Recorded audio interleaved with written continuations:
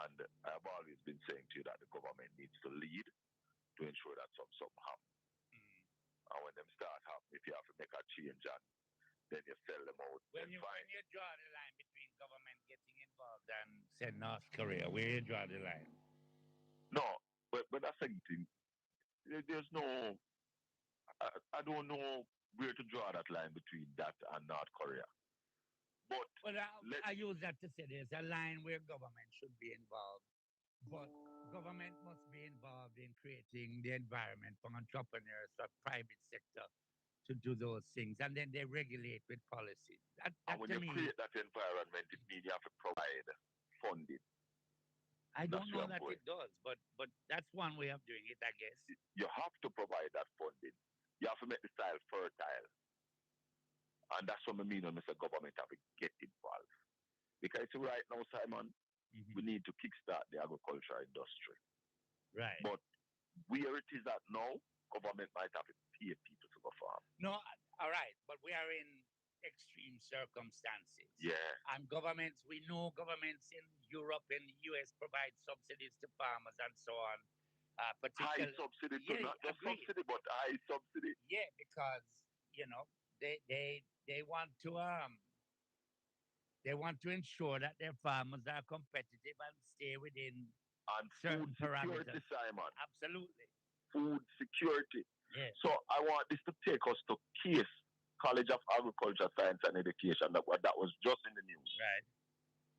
That Case is not given the kind of recognition or responsibility that Case is supposed to be doing on this island. I would agree with you, and I've been there several. You, as you know, I've Yes. been there several times, and each time I go, I ask, "What is the Ministry of Education doing?" And there seems to be a separation, a distancing between what the ministry should be doing and what case is about, and I find that a little odd. And you're leaving it, you're still selling them short because the Ministry of Agriculture must also play a critical role in Case. Indeed. Case is supposed to be doing all the research. Case is supposed to be a university dealing with food security, not just for Jamaica, but for the Caribbean. Yeah, but what I also find is that our universities, particularly UA, UTech, somewhere like Case, not the ones that have grown up in recent times that offer two scholarship and whatnot, but universities that should be contributors to policy, like a MIT or maybe a Harvard or somewhere like that, should be contributing to policy. And I don't find that to be the case. I No, don't find it. but you see, you Is it have that our education is politicized and that's why? But Simon, somebody have to lead the charge, you know. It not just happen by accident, you know. And it is the government that is of the day that should be directing these kind of policies. Because food security is national security, you know, Simon. But we rejected that. Government led that way in the 70s up to the 1980s. And we said, no, bollocks to that. We're not in that. But that to show you that was a government before its time. Well, that don't help me now at all. No, but what we must do now, Simon, and that's why I say me have to talk to you today, because this needs to start happening now. The government must ensure that we have food security. Case is doing the necessary research, providing farmers with the technical support. The government must provide funding for the farmer to produce the goods that we need on this island. You know, it's a thin line, doing it. You want government to provide funds to a private individual to then supply me with food that I pay for, pay tax fund and so on. But if you don't have it, Simon, if you don't have it, you're going to pay dearly for it. This is the cheapest way to have food on the island. Or else we're going to tear down the dollar to find the foreign exchange to spend $2-3 billion every year to import food. What should they be doing? Metro is always talking about offering more land. Offering the land, offering the financing, offering the technical support, right? So you have people out there who are raised 200 goat now, Simon. The government should call a man like that and give maybe a loan at 1-2% to bring him up to raising 2,000 goat. give him the land, give him the technical support, ensure that he succeed. And are those people out there? Then you know how people are raised vote right on the island now, Simon. Yes, People are but interested.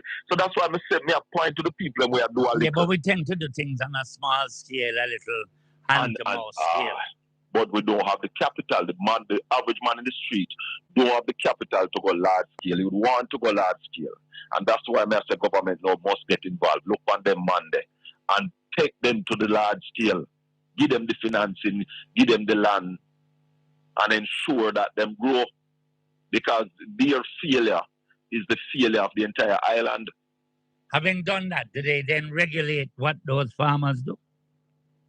No, in terms of what prices they can bring to the market and so on? Because I'm not so sure I want my tax dollar go to a man who then go and gouge out my kuro. If you have the supply, the demand will go down. So that will bring down the price. What is bringing up the price now is that we don't have, and we have to be importing more. And the dollar slides, so the imports start getting very expensive. Vicious cycle. So when the government assists more people to have more pigs, more goats, more fish, more cow, people have more land to plant pineapple and plant the onion, and people know that my crop is secure. Once this crop comes in, government will ensure that they sell. We have the channels to sell it. We're not importing the thing. I saw the thing have to happen now, but Simon. You know, having said that, you know what doesn't encourage me? From all of you political animals, whilst you talk about that, we have a brand that is global, that is regarded by most experts as one of the best, if not the best, in the world. And what have we done for our coffee industry? Except Simon, to preside over its demise. That's what me are telling you, these are the things that we're talking about. These are the things that we must do. We must look after our coffee farmers. Those were in your manifesto. I'm tired of the whole hour not talking. No, you can't tell we, Simon. We have never seen us there. It's a new breed of PNP. We have never seen it yet. So really? We are talking about what PNP would have done. Are pure hypocrites. Okay. You have never seen none of us there. You have never seen Mark Golden there. Is it in your manifesto? Of course it is in the manifesto. Remember, we tell you, Simon, that we are going to move this land thing. Yes. People will live on the land for 25 years. Immediately as we win them, would get them landed. We told you that in the manifesto. Blessed is the man that walketh not in the counsel of the ungodly, nor standeth in the ways of sinners, nor sitteth in the seat of the scornful. But his delight is in the law of the Lord, and in his law do we meditate day and night. For we shall be like trees planted by rivers of water, that bringeth forth our fruit in our season. Our leaves shall not wither, and whatsoever we do shall prosper. Welcome, welcome, welcome to the Colin Bell Show. Big up on yourself. Season's greetings or happy holidays, whichever one. Welcome to Portland Spice TV. And I'm vexed this evening, really vexed, because what is happening in my little town, my little neck of the woods, it's not so wonderful. And this evening, I want somebody call the mayor, Paul Thompson, to the front of this line here.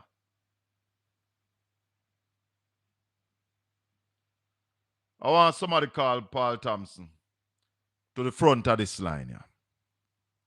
I want to call Dexter Rowland too.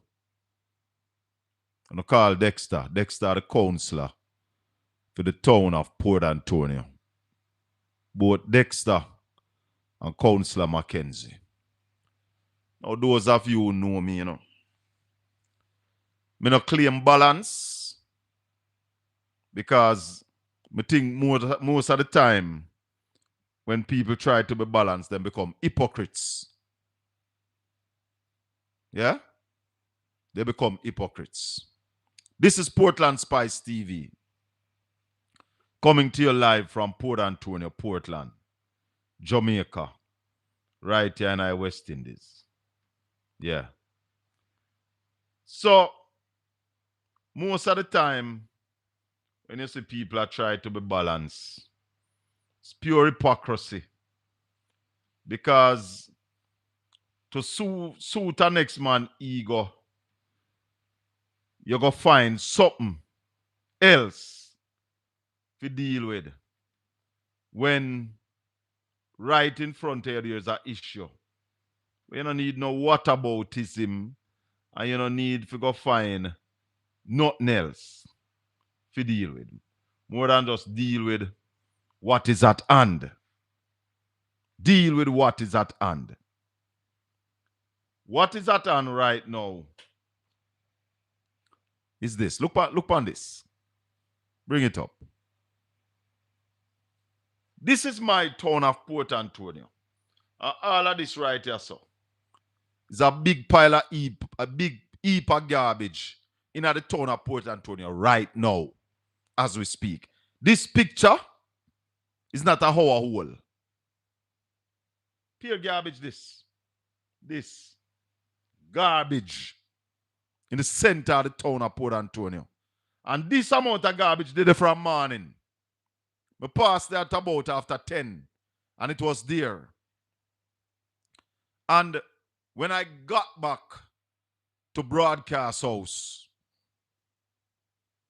I'm there. In fact, hold on. I got back in the town about 1 o'clock, and I took this picture. This one here. I'm going to put up this one here because me take that one here when me come back in at the town 1 o'clock. I pass it the 10 o'clock to this one here. I pass this there. Yeah? And when I come back in at the town, all of this are garbage. This right here, so. No, except the lady. So let me not circle the lady in the garbage. This is Port Antonio. There's more. There's more. Because, you know, I call Isaac the other day to the channel. And I call Isaac because of this exact thing. Those of you who watch the show, remember when I bring him on. Yeah? Remember when I bring on Isaac on the show. And I talk to him about the state of Port Antonio. Because he's the only one that is new to all of this. Look at this. This. It's garbage. Somebody selling right there, so. Supermarket in there, so. Garbage pile up in the town of Port Antonio. It's not new. Because I talk about it from the previous MP. But some people might think because there's a PNP MP in town now, I'm not going to talk about it. I'm going to go harder. This can't continue. This is there.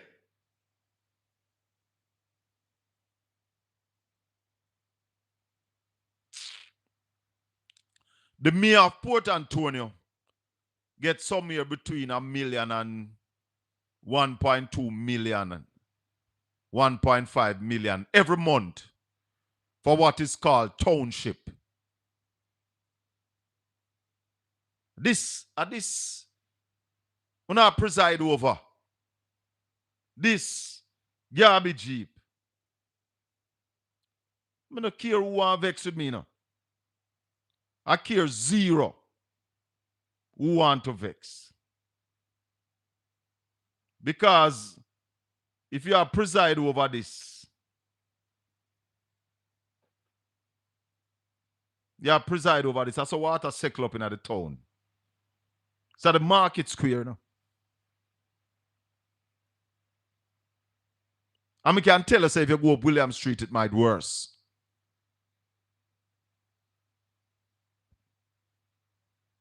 The mayor is directly responsible for the town of Port Antonio. Mayor Paul Thompson. This is your town. See? I tell people, that go out there, go vote for a man who no never hear open him mouth yet. And vote for him because him a labor right down a labor right. Is a disservice to the eye them, Disservice to the eye them. How can you accept this? And everybody I walk past it, I step on the garbage them. I step on the garbage them right here, so. I go up. See the clock here, pass, so. Up here, so myself, nanny if you go. I start here, nanny. If you go right up there, so. Yeah? You see right where you see them two vehicles?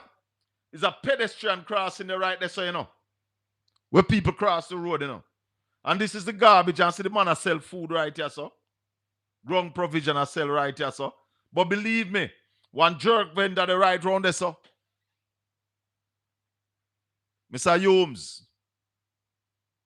Mr. Humes. And if you don't wonder who is Mr. Humes is the chief health inspector who tell us that about 4 police stations in the parish not meeting the health standard.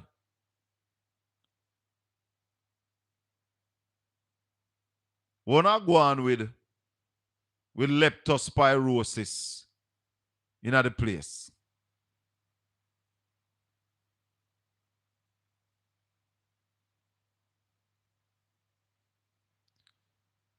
But even so, Colin, it could be a different laborite who could be mayor. Doesn't have to be Paul Thompson. Well, Paul Thompson is the mayor right now. And him get between $1 million and $1.5 million every month for what is called township. And at this, them are preside over. Sometimes the town stink.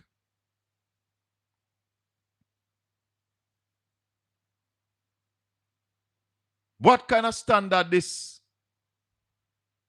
What kind of standard this? Eh? Me know say no like Isaac, so me not even know if my Isaac really a whole a reasoning about them thing here. Me know say him no like Isaac Buchanan. Cause me hear him a diss up Isaac already. This me here. But this him or not, Isaac Buchanan is the MP for East Portland. This a Love Lane. Right at the corner of Love Lane this. And yes, they're collecting taxpayers' money every month. Every month, they are collecting taxpayers' money. And I sit down here, I tell people to come to Portland because Portland was not devastated like the West from Hurricane Melissa. We got some damage, mostly up in the Rio Grande Valley. I think some in Mansion Hill area. But you can't keep the town like this. When I invited Isaac the other day, I made a suggestion that there's a small garbage truck around the place. Keep that truck in the town. To keep the town clean. What happened to them people who used to go around and push the half a drum them? Pan wheel and clean up the town. Eh? Mr. Mia, have you ever met with the business people of this town? Because some of this garbage look like commercial garbage. And domestic garbage.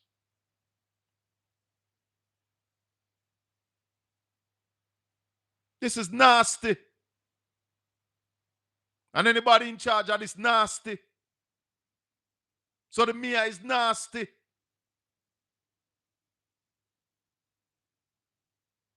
And the world has see this. The world has see this right now. Portland Spice TV at YouTube. Massive.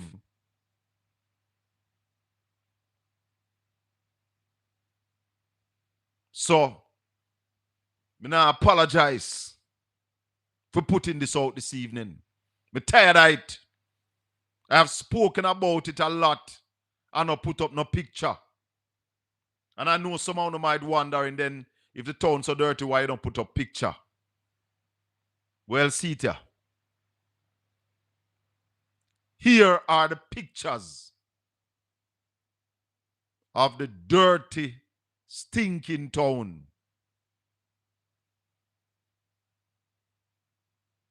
At Christmas.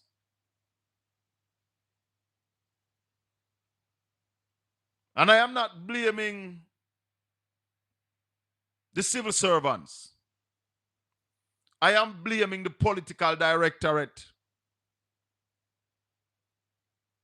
I am blaming the political directorate for not looking after the town.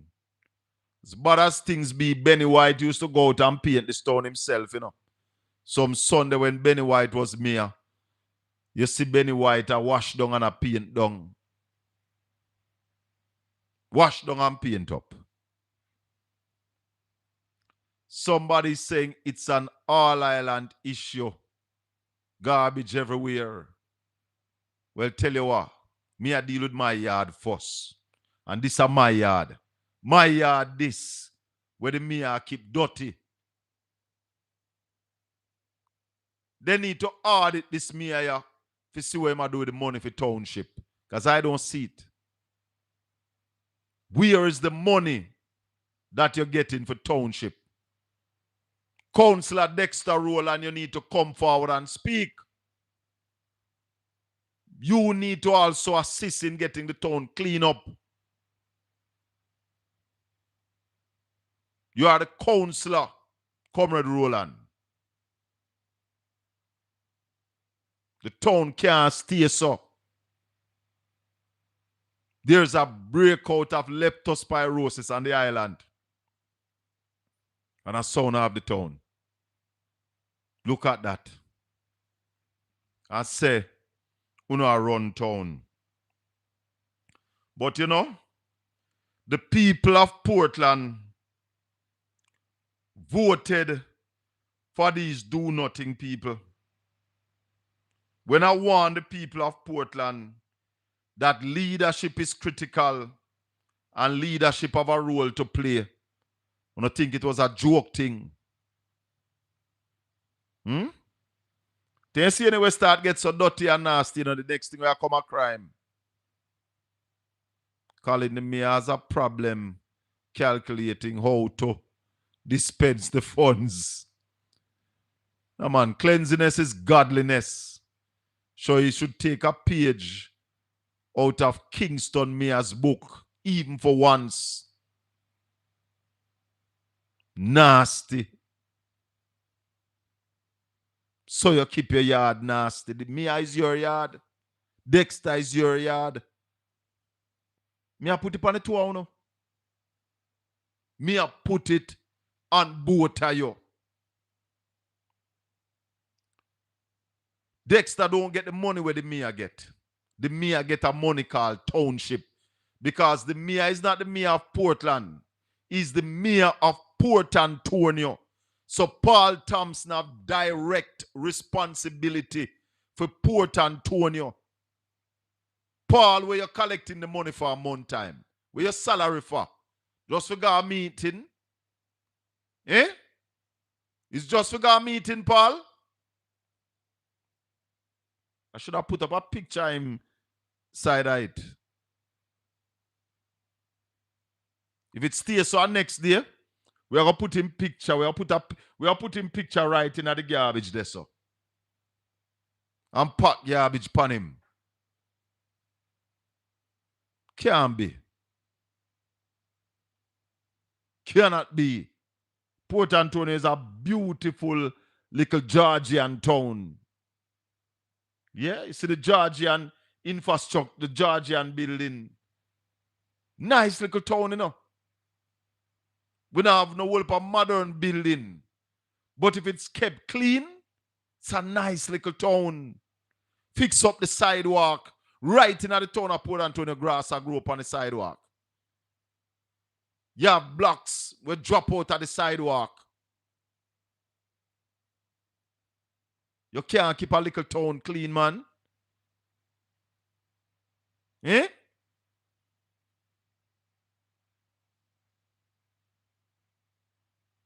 Come on, man.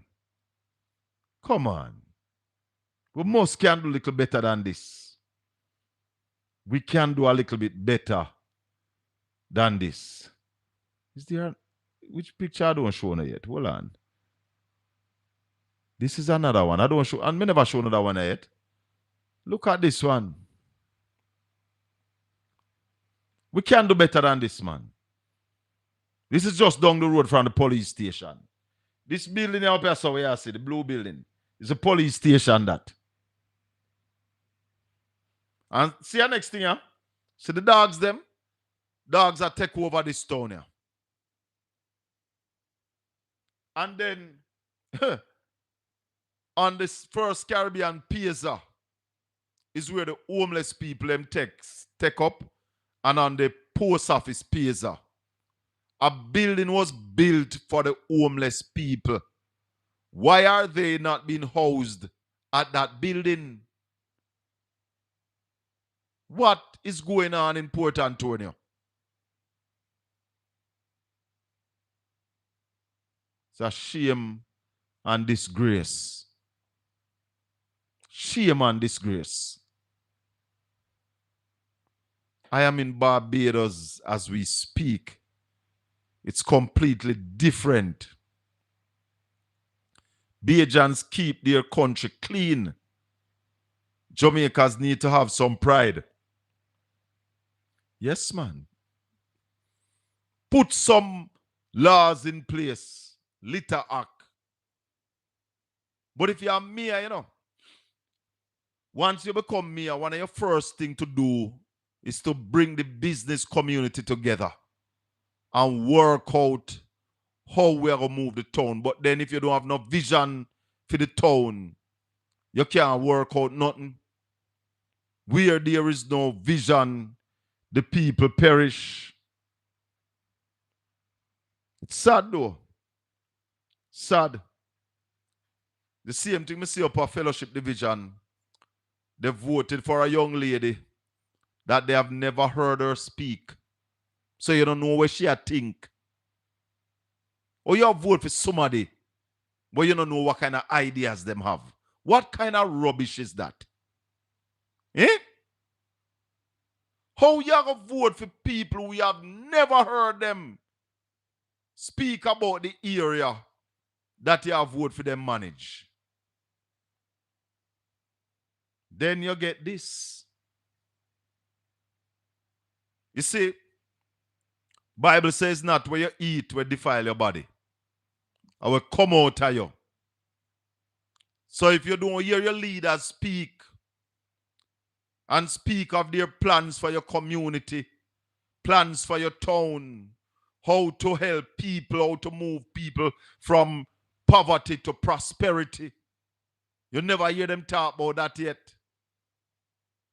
But you vote for them because the party say from poverty to prosperity. What did your leader tell you?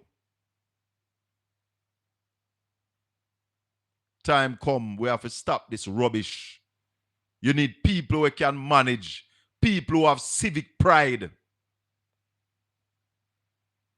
people who have a vision for your community, somebody who have your community at heart.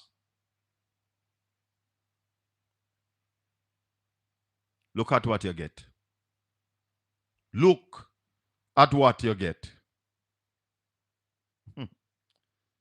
Oh boy. I feel it for the item. I feel it for all of us. I'm going to share up the live.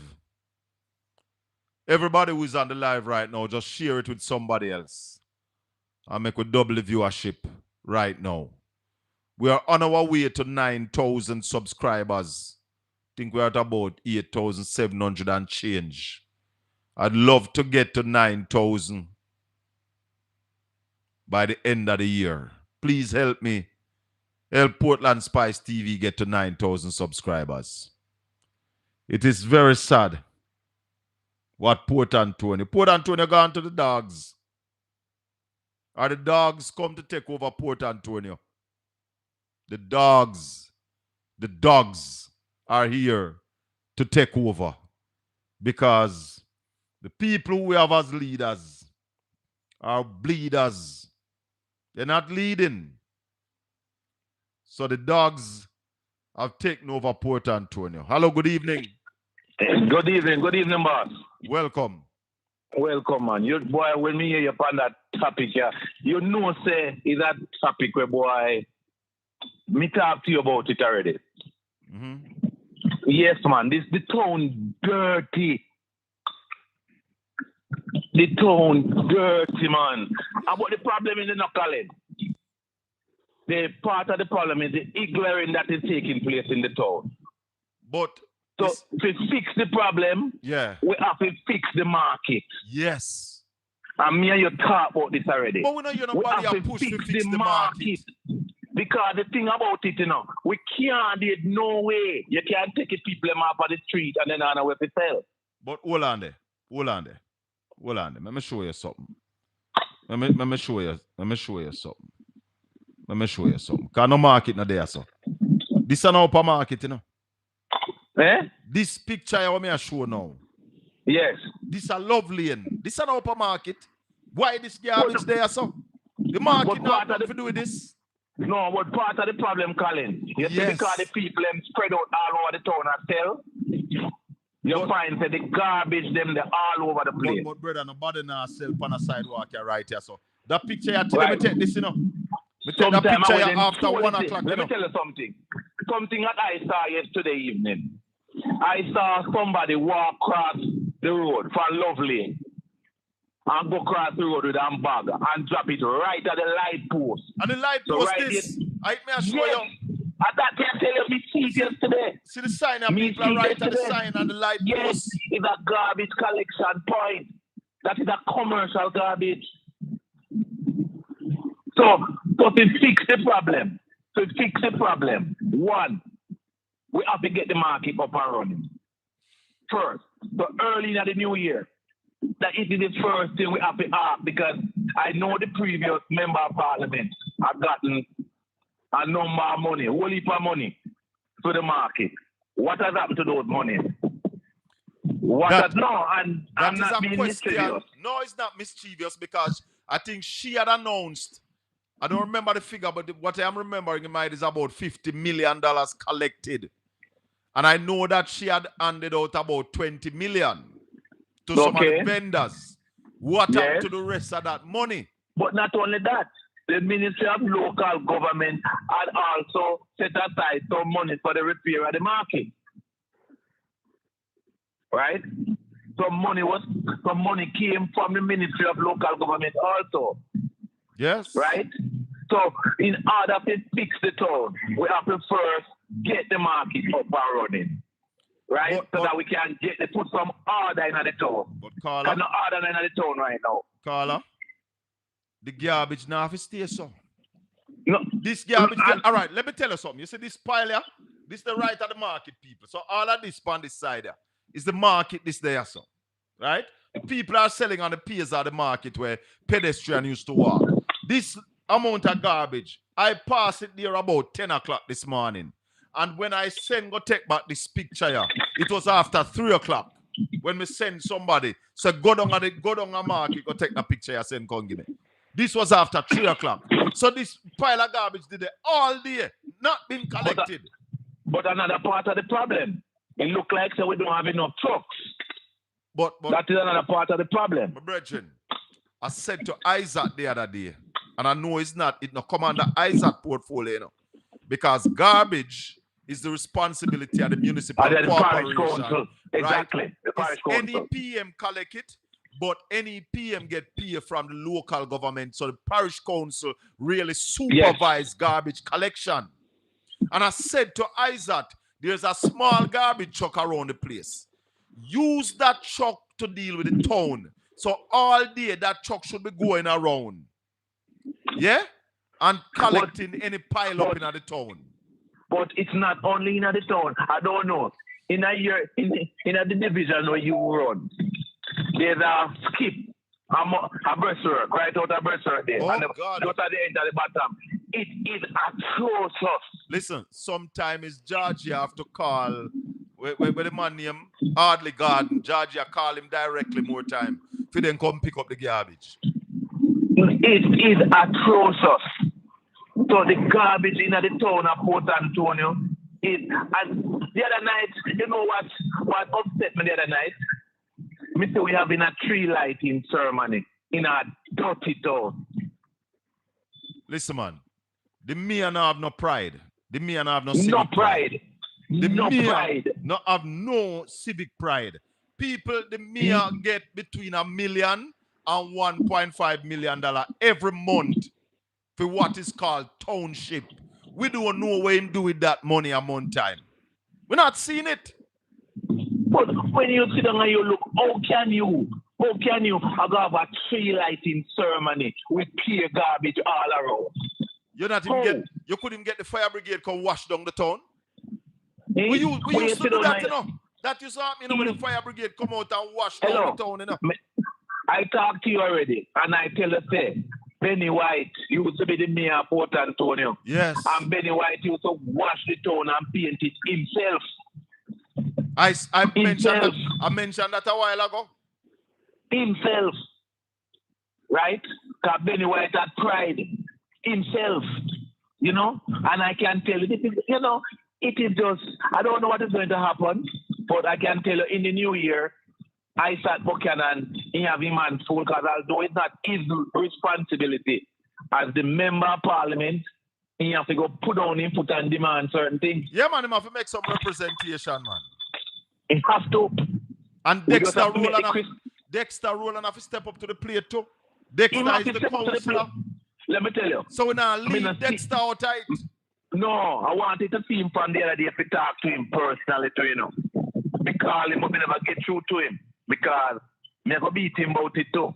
Because guess what? When he go in a council, he need to behave like my man from down a Fenton. You mean me nah sit down. You mean namesake Ian Bell? Yeah. Me nah sit down and demand certain things. It can't be like this. Can't continue, brother. It can't continue, brother. I tried for about 2 years not to show the pictures, guys. It's about 2 years now. Me I talk about the town dirty, the town stinking, you know. And some people think Sunday morning I go me call you. Some two people Sunday think morning we we talk about politicize it. this thing. I'm not politicize it. The town dirty and stink. It's not politicizing it. It's not. The whole parish dirty. Come and mention breastwork. Yes. Right? The place is dirty. To me, it look like it's one garbage truck. And it's coming at the town early in the morning. So by the time and there's a lot of commercial garbage on William Street. Right at the intersection of William Street and Blake Street. Yes. You have one skip there. And a beer commercial box and things showing at that. At evening time, when you look at all the stores, just store the box at the roadside and wait till the truck come pick it up the next morning. The commercial garbage is bad. No, but you see, that's why when you're a mayor, you must meet with the business community. Sit down with them and work out some things. Yeah? Because you don't need to put out the garbage till the truck come. Keep the garbage in your place. When the truck come and blow up, you bring out or send out the garbage. You can't throw the garbage on the roadside, so man. God, man. Nasty. Thank you, caller. Don't know what happened him drop off. But let's get a little snippet of what is in the news this evening. We take this snippet here from RGR 94 FM. Jamaica records a 43% reduction in murders. Major crimes category posting significant reduction as 2025 winds down. Police charge Clarendon fisherman accused of killing 3 relatives. 2025 road fatalities inch past last year's total, with 366 now recorded for the year. 17,000 new electors added to national voters list. In business news, BOJ warns of tourism job losses as Hurricane Melissa shuts thousands of hotel rooms. The discussion segment. You see, you hear that one, the last item? We are worrying because the tourism sector is in problem. And we see we are a lot of tourism workers going to lose their jobs. Raleigh, Yeah, man. what go on, my brother? Yeah, we're there. Man. It's a new week, new things. Mm-hmm. What is the update, Ralston, man? Well, the DOJ, there was a whole lot from the DOJ governor today. Well, the first thing is that DOJ had its last quarterly media briefing today. Yes. And one of the things that the governor, well, a number of the things that he said was, first thing is it was about the tourism sector and people being laid off in the tourism sector. Mm-hmm. Then he also told us that that's something that we have been saying, that the external account will deteriorate as we import more and export less. And that is dependent on the flows that we're supposed to be getting from the multilateral agencies to boost the reserves in order to protect the dollar. He also told us how many times he'll be intervening in January of next year. He gave us the dates. Remember, he had made a promise that he'll tell us in advance when he's going to intervene. So yes. He says that they'll be intervening on Thursday, January 8, 2026, Friday, January 9, 2026, Thursday, January 22nd, 2026, and Friday, January 23rd, 2026. So they intervene in the foreign exchange market 4 times in January. He also told us that between November of last year and November of this year, he intervened in the market with $1.1 billion. 1.1 billion US dollars. US, yeah, man. November of last year to November of this year. That is the cost of keeping the dollar stable. Yeah, man. Mm-hmm. And it's still not stable. No. Where were we November of last year? 158 and change. 158 and change. Mm-hmm. And we are now 160 what? 160 and 11 cents. 160 and 11 cents. Yeah, man. So even though we spend $1.1 billion, the dollar still devalue by about $2. Yeah, man. Let me pen them, mama. So that $1 billion, would you say it go down the drain, or would you say we had to spend it? Well, if we were producing, then we wouldn't have to spend it. And we would have said go down the drain, because if you never spend that, the exchange rate would be further and inflation would be more. So what it tells us is the importance of more production for domestic consumption and export, because you can't maintain a currency without intervening so frequently. Yeah. Because we're not producing, so we have to be using money to shore up the dollar. Yeah, man. That's correct. And it tells us that next year, because of the devastation caused by Beryl, the trade deficit will widen, and we'll have to depend on the borrowed money from foreign to boost the reserves in order to maintain stability in the market. So if the trade deficit is going to widen, that means the government have no plans to cut importation and to increase export. So what they can't cut the import, because they'll have to import more capital goods, spare parts, raw materials. What they'll have to get, they get the agricultural sector going fast enough, then they'll be able to cut the imports of food and consumer goods. But other things, we don't produce them, so they must import them. So what is the plan to increase export? Well, I don't think the governor can tell you that plan. That's a plan for the government of Jamaica. But had the government shown the governor a plan that, listen, we are going to export more, we're going to ramp up this sector and that sector so we can export more, the governor wouldn't come tell us that the trade deficit is going to widen? No, well, if they told him that, then he wouldn't be telling us what he's telling us today. Exactly, and that's my point, Raleigh, to say that the government have no plans to increase export. Well, we don't see any yet. And if we don't increase export, Raleigh, that means a doom we doom. Of course, that's what he's saying. Yeah, I don't business because, about a guy where I come say we are preach doom and gloom, you know. Come show with a pretty picture. Come. There's another thing that the governor said this morning, so I give them the full text of what the man said. Yeah. Good morning, ladies and gentlemen, and welcome to another Bank of Jamaica quarterly monetary policy report press conference. The Jamaican society, listen to this. The Jamaican society and the economy have been severely impacted by Hurricane Melissa. The latest estimates indicate that the damage to critical infrastructure, roads, houses, factories, schools, and other buildings, the electricity grid, and other public and private assets. You might listen to what it says Saturday morning. Yeah. Amounts to 8.8 billion or 40% of GDP and climbing. This is a significant upward revision from the previous initial estimate of 30%. The agricultural sector has been particularly devastated, with damage estimated to be approximately US $389 million or 79 billion Jamaican dollars. Tell the man I listen to it. Given agriculture's critical role in food supply and livelihoods, this loss has far-reaching implications for prices, incomes, and overall economic activity. Get that? So, him spell it out. Clearly. Because the man don't want to look like fool, and the man listen to what I said. And Notice what the man said? Critical infrastructure, roads, houses, factories, other buildings, the electricity grid, and public and private assets. Notice what I tell about public and private assets. Yes. Not just debt to GDP.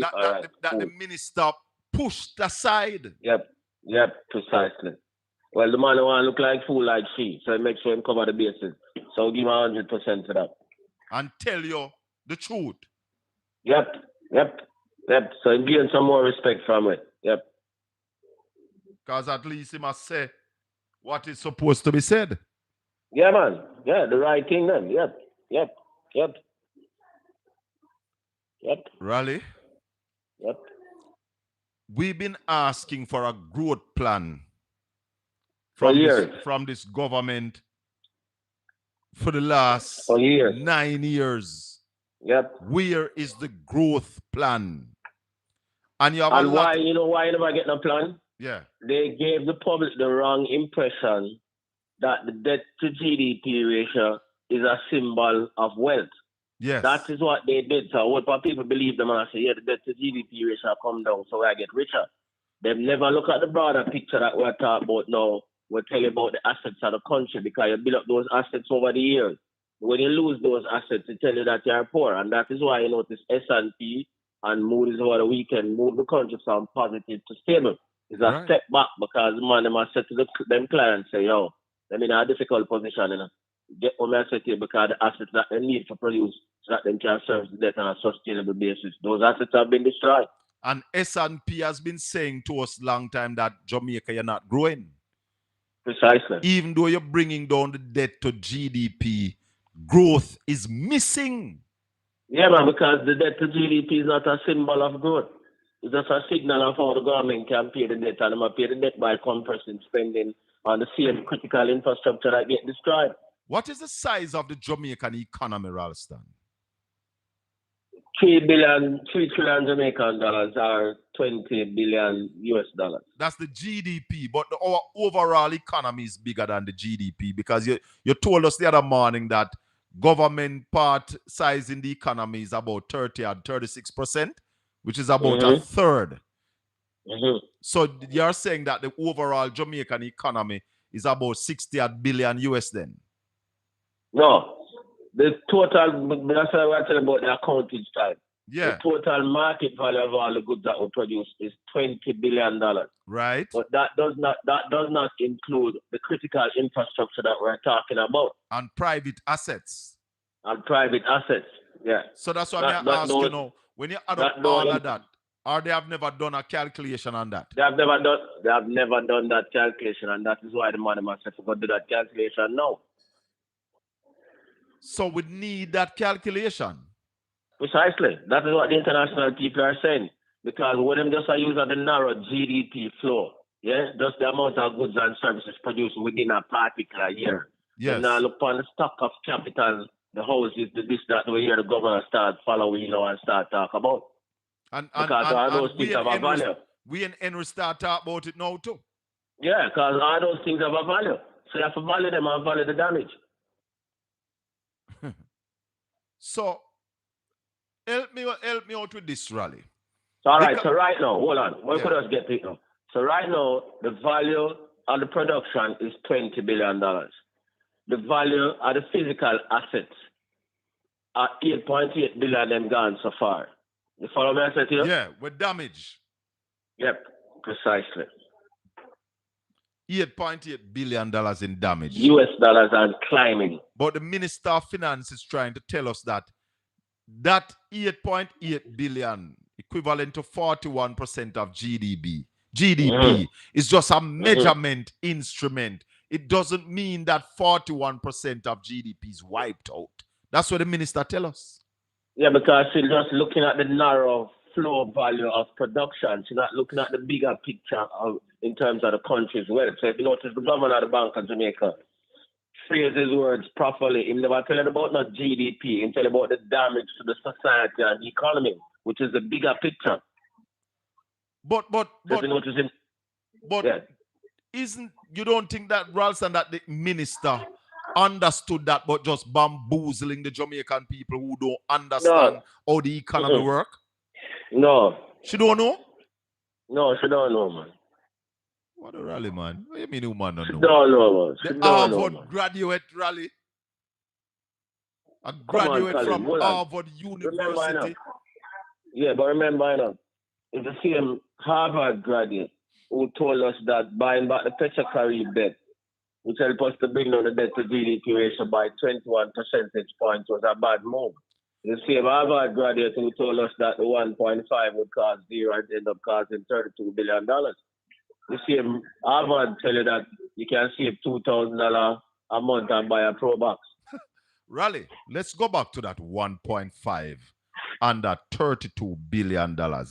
Because this liar brother when him nephew come here Sunday morning and was telling us that the government has implemented no increase in tax. Him never even said no new taxes like what them say, Him said no increase in taxes. So I shut him down.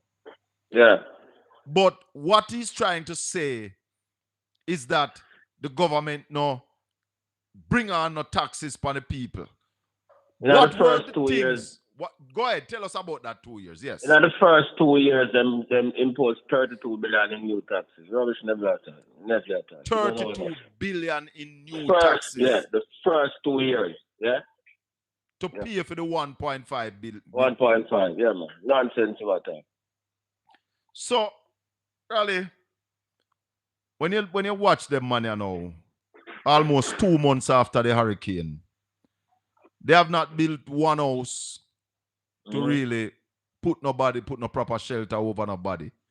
They have not started building back anything. The NWA told us today that there are about 5 roads still impassable. What is it that the government is waiting on to start spending the over 115 billion Jamaican dollars that they have right now at their disposal? What are we waiting on? Maybe they might wait till the Christmas pass. That's the only thing we can say because them should have started already. Maybe they must make a Christmas pass and then we'll start some work in January. But wouldn't it make sense, Raleigh, that you'd have spent some of this money in the Christmas, rev up the economy, start bringing back hope to the people of Jamaica so people can start feel good again, start think that the country is going to come back? Yeah, that would be the sensible thing to do. So that would be the sensible thing to do. So what is stopping this from happening? Well, only them can answer that, Only the Prime Minister and the Minister of Finance can answer that question.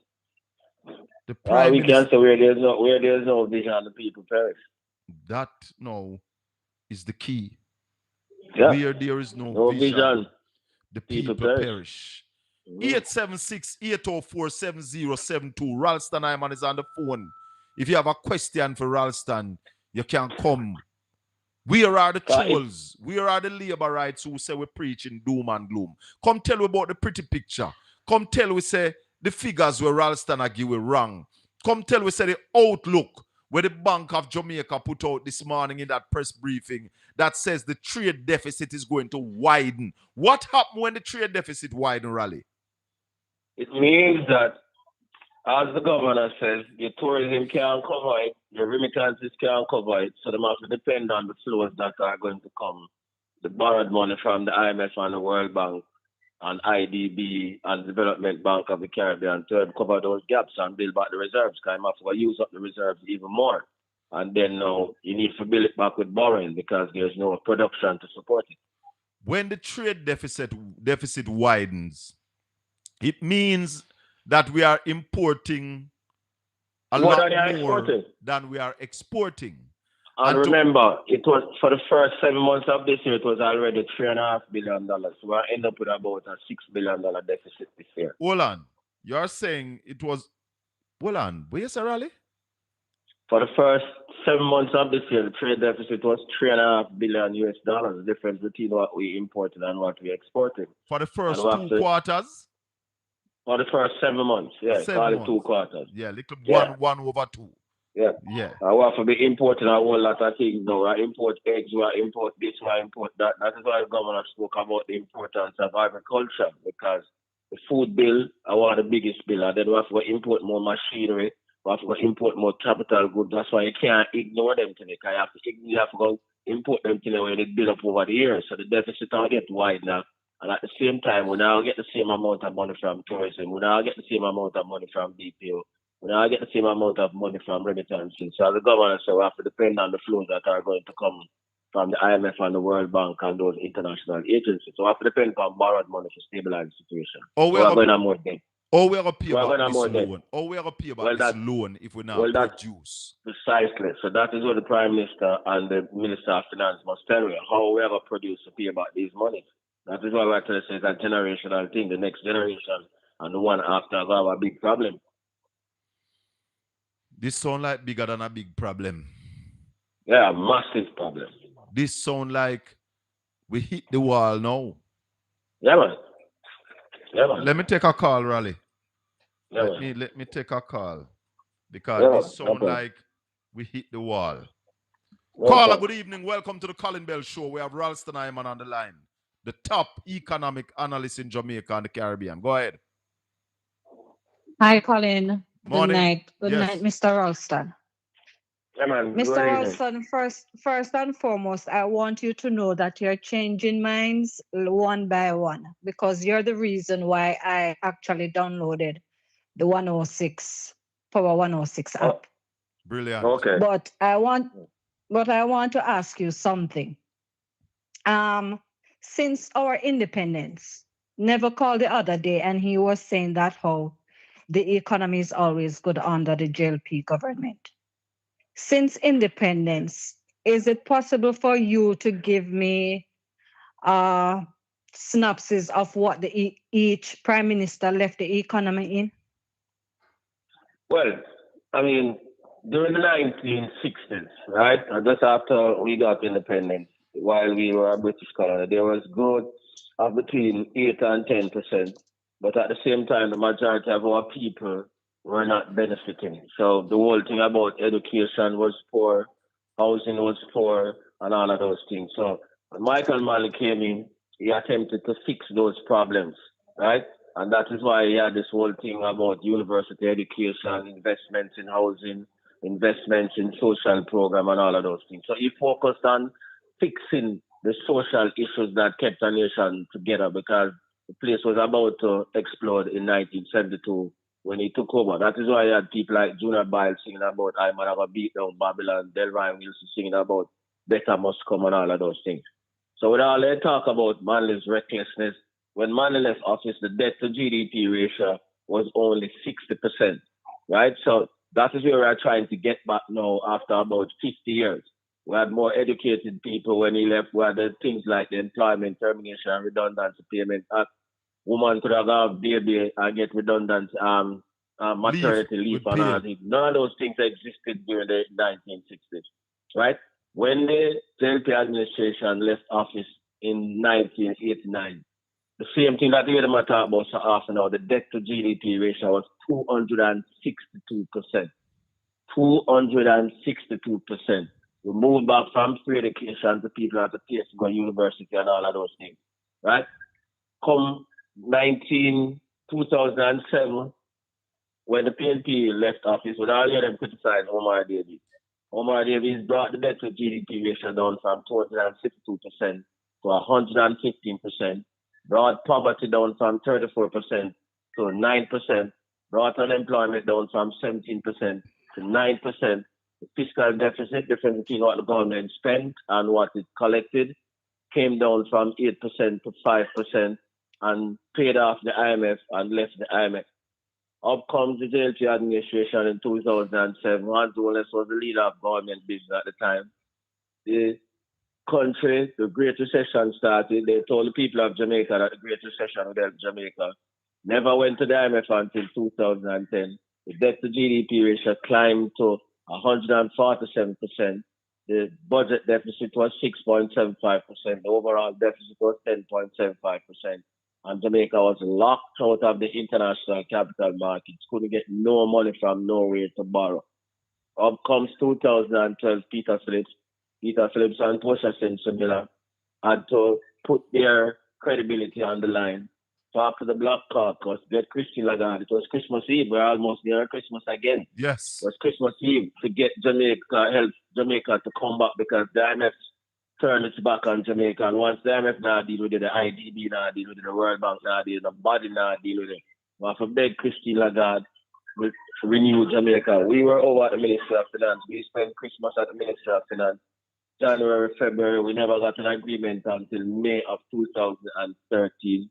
Dr. Peter Phillips created the Economic Program Oversight Committee, which is a broad-based committee, never play politics. Broad-based committee, including people like Richard Biles, Keith Duncan, Norman Grant, Donovan Wignall, people from right across the trade union movement, the private sector, the agricultural sector, so that we could successfully navigate the agreement. Venezuela helped us significantly because they sold us back $3 billion in debt to $1.5 billion. And at that time when they left, the economy was growing by 2%, inflation was 3.7%, and the budget was balanced. So people can judge that for themselves to see what happened. Caller? Thank you. Thank you very much. You got your I'll have to rewind this and then write down everything. Definitely. Definitely. All Yeah. right. Thank you. Okay, blessings. Thanks for your call. Ralston, Mhm. Nev, you came on yesterday and admit that you are the best financial analyst in Jamaica and the Caribbean. Him admit it. Yeah, man, you know that, man. Him admit it. You know that, man. So, people, so no hear it. Oh, Nev, you also agree with it that the government needs you in a rally. You agree? Yeah, but rally, right now, when we look at the whole performance of the Ministry of Finance and this Andrew Holness-led administration, they need you. Yeah, man. They need somebody that will sit in a meeting and tell them the truth. Yeah, man. Because Yeah, man. what I understand to be happening in the GLP cabinet is that there's somebody where nobody can talk to. And when him say, I saw it go, everybody say, yes, I saw it go. Yeah. Yeah? And the whole thing are broke down, and it's the country that is going to suffer. I noticed this is the difference between this and the former cabinet. Because there was somebody in the former cabinet who used to say, one of the reasons why I like you, I'm because you tell me the thing that I don't want to hear. Yes. All right. And that's what some people don't understand, you know. That's why even when Neville call, I accommodate him. Because I don't like just I hear when me I say. Everybody agree with me. I like to hear the dissenting voice so that me can summarize and see where me there. Me want somebody where challenge me.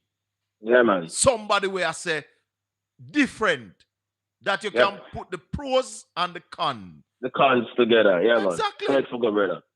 Sorry for go, man. When you have everybody I believe with the foolishness because them say great mind think alike, you know, but it never stop there. So It's a fools seldom differ.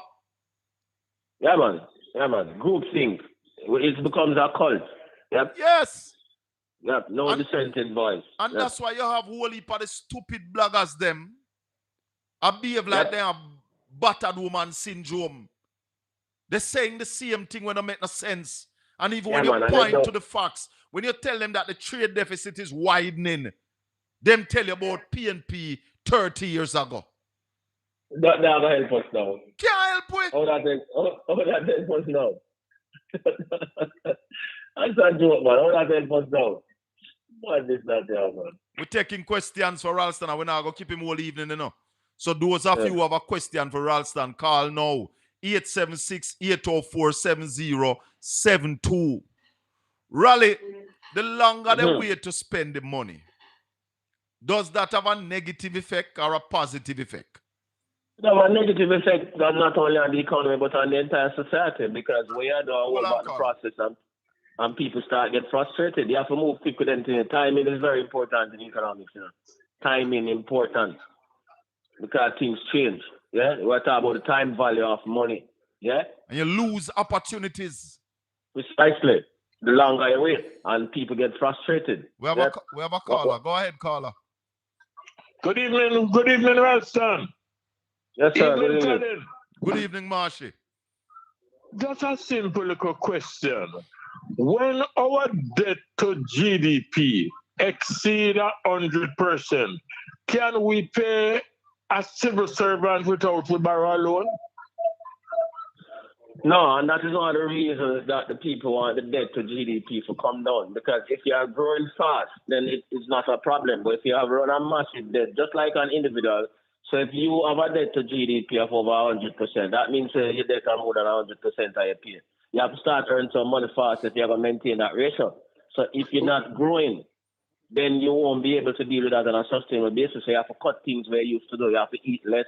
You have to entertain yourself less. Yeah, you can't send your children to school on a regular basis. You can't send them to the doctor.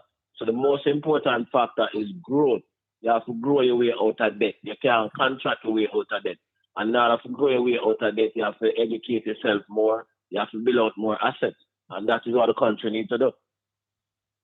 Ralston, I want you to tell people like Ned, you know, because them no, you know, when they're talking about GDP and them things, them people are interested in them argument there because them not understand it. Yeah, yep. We cannot pay one civil servant in Jamaica without we take out a loan. Right? So they need to learn things like that. No, you can tell us on top of your head now how much money the Bank of Jamaica pump in the foreign exchange market since January in order to stabilize the Jamaican dollar? 1.1 billion since November of last year. From November to November, 1.1 billion US dollars. So they need to understand that the Jamaican dollar is artificial. Right. So I'm going to give you the next thing now. If we did have exports of $3 billion, we wouldn't need to do that. So what we only have 1 point. You know, hold on. The amount of money that we pump in the foreign exchange market is more than our total export. What is our export this year? For the first 7 months, it was only $1.1 billion. And where is it projected to end? Well, we'll end up at about 1.6. So if we export, like, say, $3 billion or $2.5 billion, they only need to pump so much money in the foreign exchange market. But Ralston, so they tell about the importance of production and export. I want to break it down a little more so that the ordinary man can understand, that the ordinary laborite can understand. Me not disrespect them. But let's argument's sake, a man is working $100 a week, but he is spending $150. Tell me something, what happened to that man? Well, him either have to start earn $150 or him are going to be in debt. And it means that him can't meet the obligations of his family and them without borrow more. And that is why the essence is that you have to grow. Because if you don't grow, you're going to be in a debt trap if you want to maintain the same living standard. So if you have that, you have to cut your standard or you have to go borrow to maintain the standard. And after a while, people are get tired of you and say, yo, you can't bother with him now because him not live within him means. And him can't pay because I'm going to see where I do no more work and Yeah, I'm him not earn no produce more no more. money to pay. Yeah. So Yeah, man. in parting, Faval said we were growing. What the word to use before the hurricane? Growth was spiraling. Hold on. If you just check before the hurricane, Jamaica was, what she say? Oh, she said, hold on. Surging. Oh, surging. Oh, we were, our economy was surging. Oh, you know what? Just remember something. The mayor Hold of on, Port Marshy. Antonio. Marshy, hold on. Yes.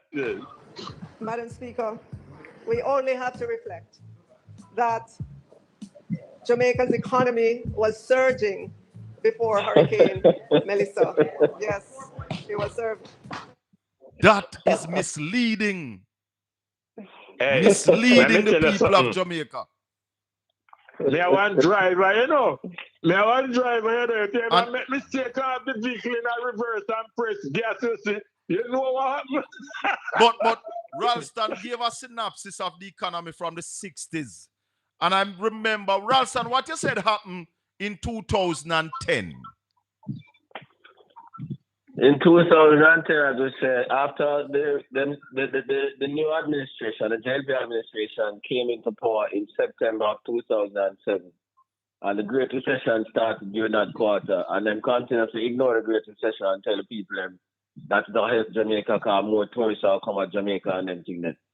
And then we start to the confidence that during the reserves drop below $1 billion. So although Omar left 2.4. Hold on, Marshy. Me don't want him to forget this. Me don't want Ralston to forget this. Bruce Golden and Adler said the recession would be beneficial to us. But Ralston just said that. You know, listen to Raleigh. Continue, Raleigh. Yep. So them said that. I asked Ronnie to ask Bruce when they got Parliament what will happen if them not got IMF. Until Ronnie said going to the IMF was neither necessary nor appropriate. Hold on. Where you say little while? Where you say you do? I asked Ronnie straight. That time Ronnie was in Parliament. So I asked the Prime Minister if them necessarily need to go to the IMF. So are you give Ronnie tweet that question for the Parliament? Yeah, man. Yes. So Ronnie, I'm a parent partner. And he said Ronnie said going to the IMF was neither necessary nor appropriate. Right. And then they confidence started to roll the reserves all over them customer. Omar, the reserves are 2.4 billion. By the time they reach 2010, it gone down to less than $1 billion. Yeah. The budget deficit start widening and all of those things. Then them said them all go to the IMF now. In 2009, when them start talk with the IMF, November, just like a couple months ago, them fired Derek Latibodier, who was Omar, the governor of the Bank of Jamaica, and said 2 bulls can't rule in 1 penny. All of them are the most experienced man in terms of IMF. Then them got the IMF in February of 2010, and then take a standby agreement, rather than an extended fund facility agreement, and them couldn't live up to the terms and conditions. Because the IMF gave them, World Bank, IDB gave them $2.4 billion upfront. Yeah, and that was at the time. Hold on, at the time that was the highest amount we ever borrow. Yeah, man. All of the things them supposed to do, them never do it. And Peter Phillips have to come do it. So that was hold on. When Andrew said this, hold on. But here's the problem now, Madam Speaker. How do we borrow? If it were 20 years ago, 30 years ago, we would not be able to approach the IFI. We wouldn't even be able to approach the international community. But here's the problem. No. So when Andrew said that, Andrew was talking about the problem that he and his party created. Yeah, man, help to create. Yeah, man. Them have a bad record. Them have a bad record with the IFIs. Them cause us to get locked out of the international capital market. What? It is Peter Phillips and Portia Simpson that will restore that credibility. Were we ever locked out before? No. So that was the first time that ever. That was the first and only time that ever happened. Yeah, man. In parting, let me remind you that Andrew graduated from school with a DB Hill. You hear? Later. we know where that mean. You know what that means? Damn blast. I got. Thank you, Marshy. Raleigh. Yeah, man. I have been saying both to the opposition and to the government that we have a product here in Jamaica that the world craves. And if we start to export that product, we can grow and earn the kind of foreign exchange that we need. Hold on, Antidon. Why are they not interested in investing in the culture and the creative industry that would see us earning upwards in 5-6 years of $7 billion annually? Well, them could have said two reasons. Maybe one, them don't understand it, and two, maybe the people who control the creative industries are not their people, so they are taking a very narrow view. But Raleigh, the people who control the creative industries come from the other side of the track. That's one, and maybe them don't understand the industry. And me, we say me understand it on the next side too. Yeah, hold on. Precisely, that's the point I'm making. Hold on, go ahead, Madam Producer. All right, you remember the man that was in prison for 50 years? 50 years? George Williams, yeah. Right. So you know why they don't want the culture and the creative industry? Why? Because it's the man and the woman, like that man, who is going to become rich. The average man in the street. Okay. Yeah, man. Come from the wrong track, yeah. Then that mean they don't mean Jamaica no good, Raleigh? Well, that's the point. That's the point I'm making. You was a man who used to criticize government. You criticize Omar Davis. And even when Bruce Gold and them did there, you were pointing out the things. Peter Phillips heard you and say, all right, since you know so much, come over here. Yeah, man. Make we hear where you have and peruse what you have. And it worked. Yeah, man. So why is this government afraid of people with knowledge and with talent? Well, I think Christopher Tufton can best answer that question. Oh, yes, he did say Angela like educated people around him. Yeah, well, I'll Tufton. 876-804-7072. We have Ralston Iman on the line. We know no labor writers. We know the shaky one are listening, nuts. I will accept anyone on a call. Me no screen call. Me no screen call. Come ask a question. Because we know no understand the economy. And we are telling you that the economy is in problem. We're not preaching doom and gloom. We are commentators, analysts. So we are analyze what the government are do. And we will tell you, Ralston, what are your views on the crime rate down 40%? Well, we understand what's going on. Well, they have more money to spend on the crime. They have the strategy of suppression. The security forces are under pressure, them killing off people. So it's a whole lot of factors. But the thing about it is that murders are down, and we are happy for that. I want to give thanks for that because, so if long time we don't get them low more the murder rate. Yeah. So we don't criticize everything. Yep.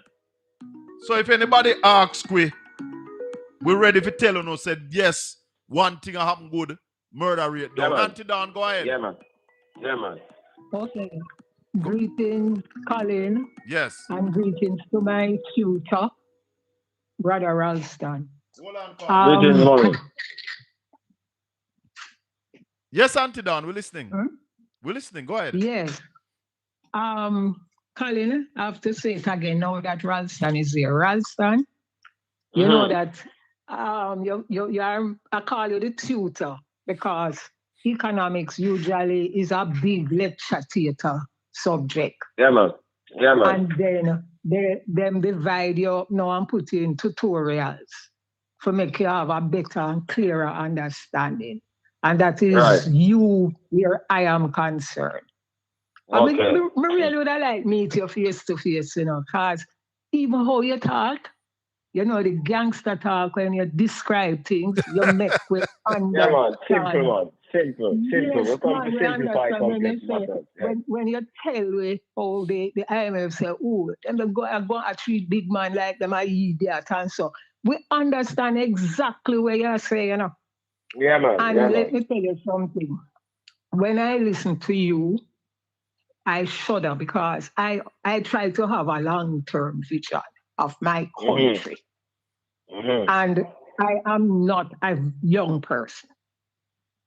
I have a 10-year-old grandson, I have older granddaughters, and I have a 1+-year-old great-grand. Okay. And let me tell you something. You know, when I hear you talk, you know what I say? If this government, if Fran then get the third term, that was one of the reasons why I didn't want them get the third term, you know. But then get the third, so we have to deal with it. Melissa now come make a bad situation worse. My 10-year-old grandson and my great-grand 1+-year-old great-grandson, for them grandpick me, I feel go pay off this debt, you know. Yeah, man, of course. Of course. It's a generational thing, yeah, man. It's a generational thing, yeah. 50 years we now got done this, you know. Yeah, man. At that, them are the mess them up between. And one thing why I make a point. One point where I make that them are trying to ignore. The productive assets that we lose. A years will take to build up them things later. Years. Yeah. So it can't be ignored. Yeah. And it's not that we don't have the blueprints, you know. We have the blueprints for every sector, you know, everything, you know, production wise, you know. And now we have the easier access to information. Correct. And we still are fumble, like we are in a dark. In a darkness. No, right, sir. Me no know where go happen. But we have to give thanks for especially Melissa, we have to give thanks for the people them we jump out. Because Jamaican, that's how we stay, you know, whether home or abroad. All if you did a cut and something happened to you, we are jump round to help you, even if we have to, me and you have to go cuss after we done. But that stop the civil unrest. And them things that stop the civil unrest in Jamaica, you know. People think they're afraid. It's not only fear. People having little stopgap methods coming in to them. And that is what is stopping the civil unrest. Precisely, yeah, man. I take it like say, with them nado. I keep people quiet. Is the people them we had put in a little $20, say a little 20 and 50 or $100. And the barrel them will come in. I gotta stop the unrest, you know. You're right, man. You're right, man. The remittances and the money them will come in. Yeah. All right, Auntie Don. Thanks for the call. Blessings. I have to read the real bad man, you know, face to face. I'm not the real big man, you know. All right. Yeah, man. When they come, man. Yeah, man. We have another call. Caller, good afternoon. Good evening, Colin. Yes. Big up, Ralston. Well, big up, sir. The truth, Ralston convert me from long time, right? But my question to you, one more ask, right? When GLP they get locked out of the IMF in 2011, I'm just here thinking myself, what would have happened if PNP never win that election between 2012 and 2016? What the economy would have been like now, considering Jamaica would crash. So why Jamaica would crash? The prime minister right now, the current prime minister, is like him forget and him children forget about these things. If PNP never had that economy with Peter Phillips and Portia Simpson with you guys, what do you think would have happened to Jamaica right now? Jamaica would crash because the man them that's to make Jamaica crash because them disrespect the man them, take the man them money and never do nothing what them supposed to do. Yeah, so the talk in the IMF was that when will Jamaica crash? So is it that the prime minister, the current prime minister, are absent-minded? Is my amnesia or something that he never considered that he was part of the business in terms of leader of the opposition business? He never realized, and when he come on the platform and talk these rhetoric, it's like say him forget about these 4 years. Yeah, man, him forget about them things. There are many people. Him not forget about it. No, him not forget about it. Him lie about it. Yeah, correct. Yeah, and many lie about it and try spin it. And many people are afraid to remind him about it because during that time, Bruce Carryman go and introduce him to all of the people at the IMF and the World Bank and all them things when Bruce did that leave. Yeah? And the man them still never budge. That's why them have to call the election in 2012. Yeah, and this is the reason why, because this is one of the only platforms who keep reminded persons like yourself, because I don't hear nobody else. It's like people forget that these things usually happen. It's like these things never exist. So a platform like this don't remind people of where we are coming from, because remember, so them both said them are going to go 4 and 5, 5 and 4, or whatever it is. It's 5 and 4. That platform now. We're 12 in 2012 to 2016. Process himself and Peter Phillips couldn't say that because it was not there. The groundwork was not there. No, but him said that after the foundation was set between 2012 and 2016. The foundation was set by Peter Phillips and Portia Simpson Miller with people like Ralston and the bank at the governor of the bank at Jamaica. Governor of the bank at Jamaica. Like Keith Duncan, who is our JLP senator. Yep. Norman Grant, all those people. In fact, the wicked was so good that them said, hold on, let me remind you about something. Hold on, let me remind the people about something. Economy by 5%. Ralston, say about that again.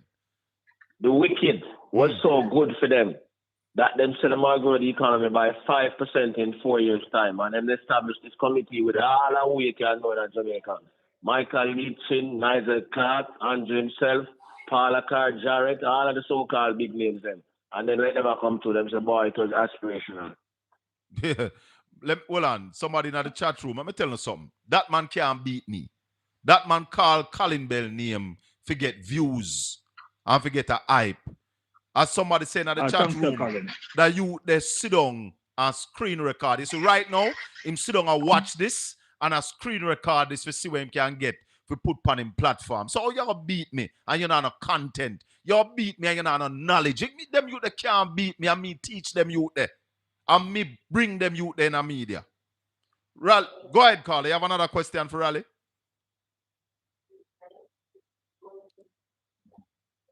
Caller? Well, it look like him gone. Yeah. So, Raleigh, when we have a government who have no plans to grow, now I want you to tell him all the way you used to tell him. He message me where I beg me to tell yourself, stop telling him for this something we normally tell him to do.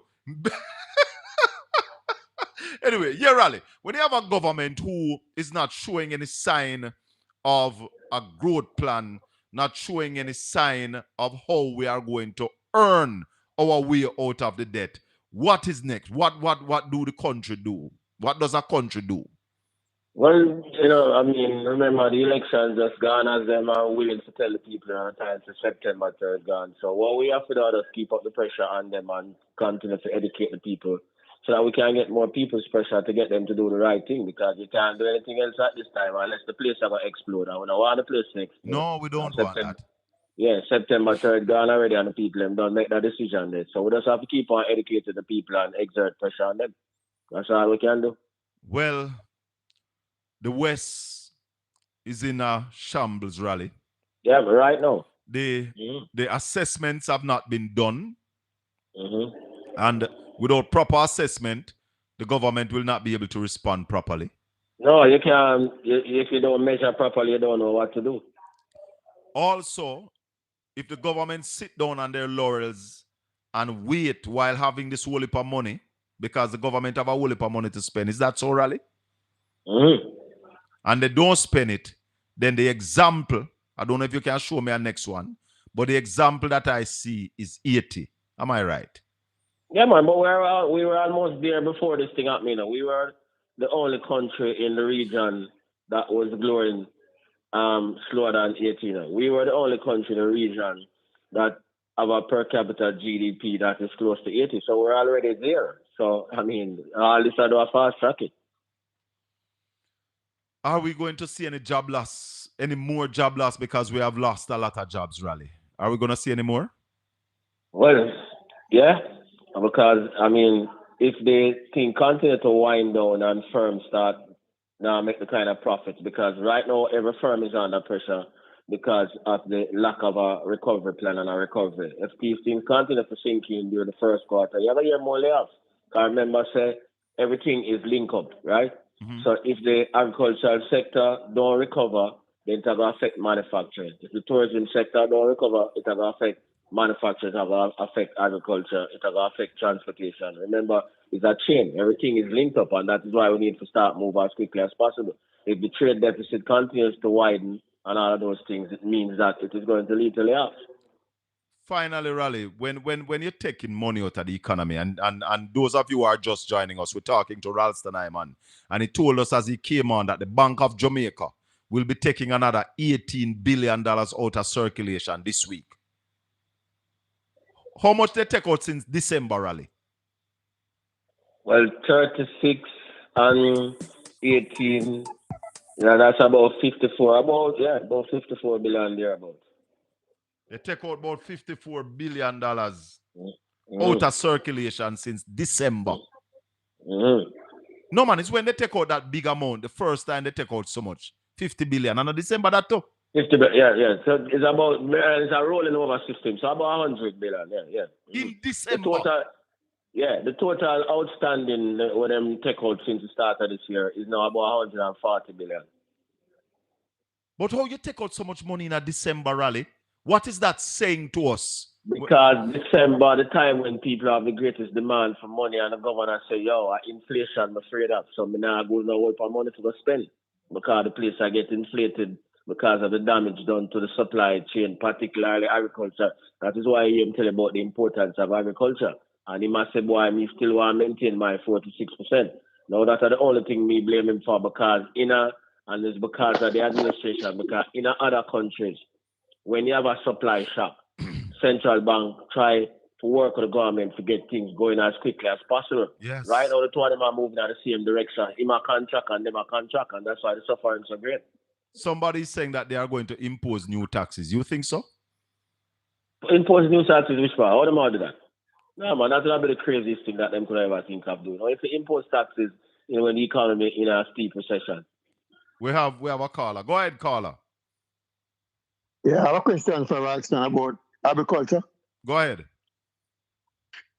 Yeah, the Minister of Agriculture came to Parliament recently, and he speak about the devastation of the agriculture sector.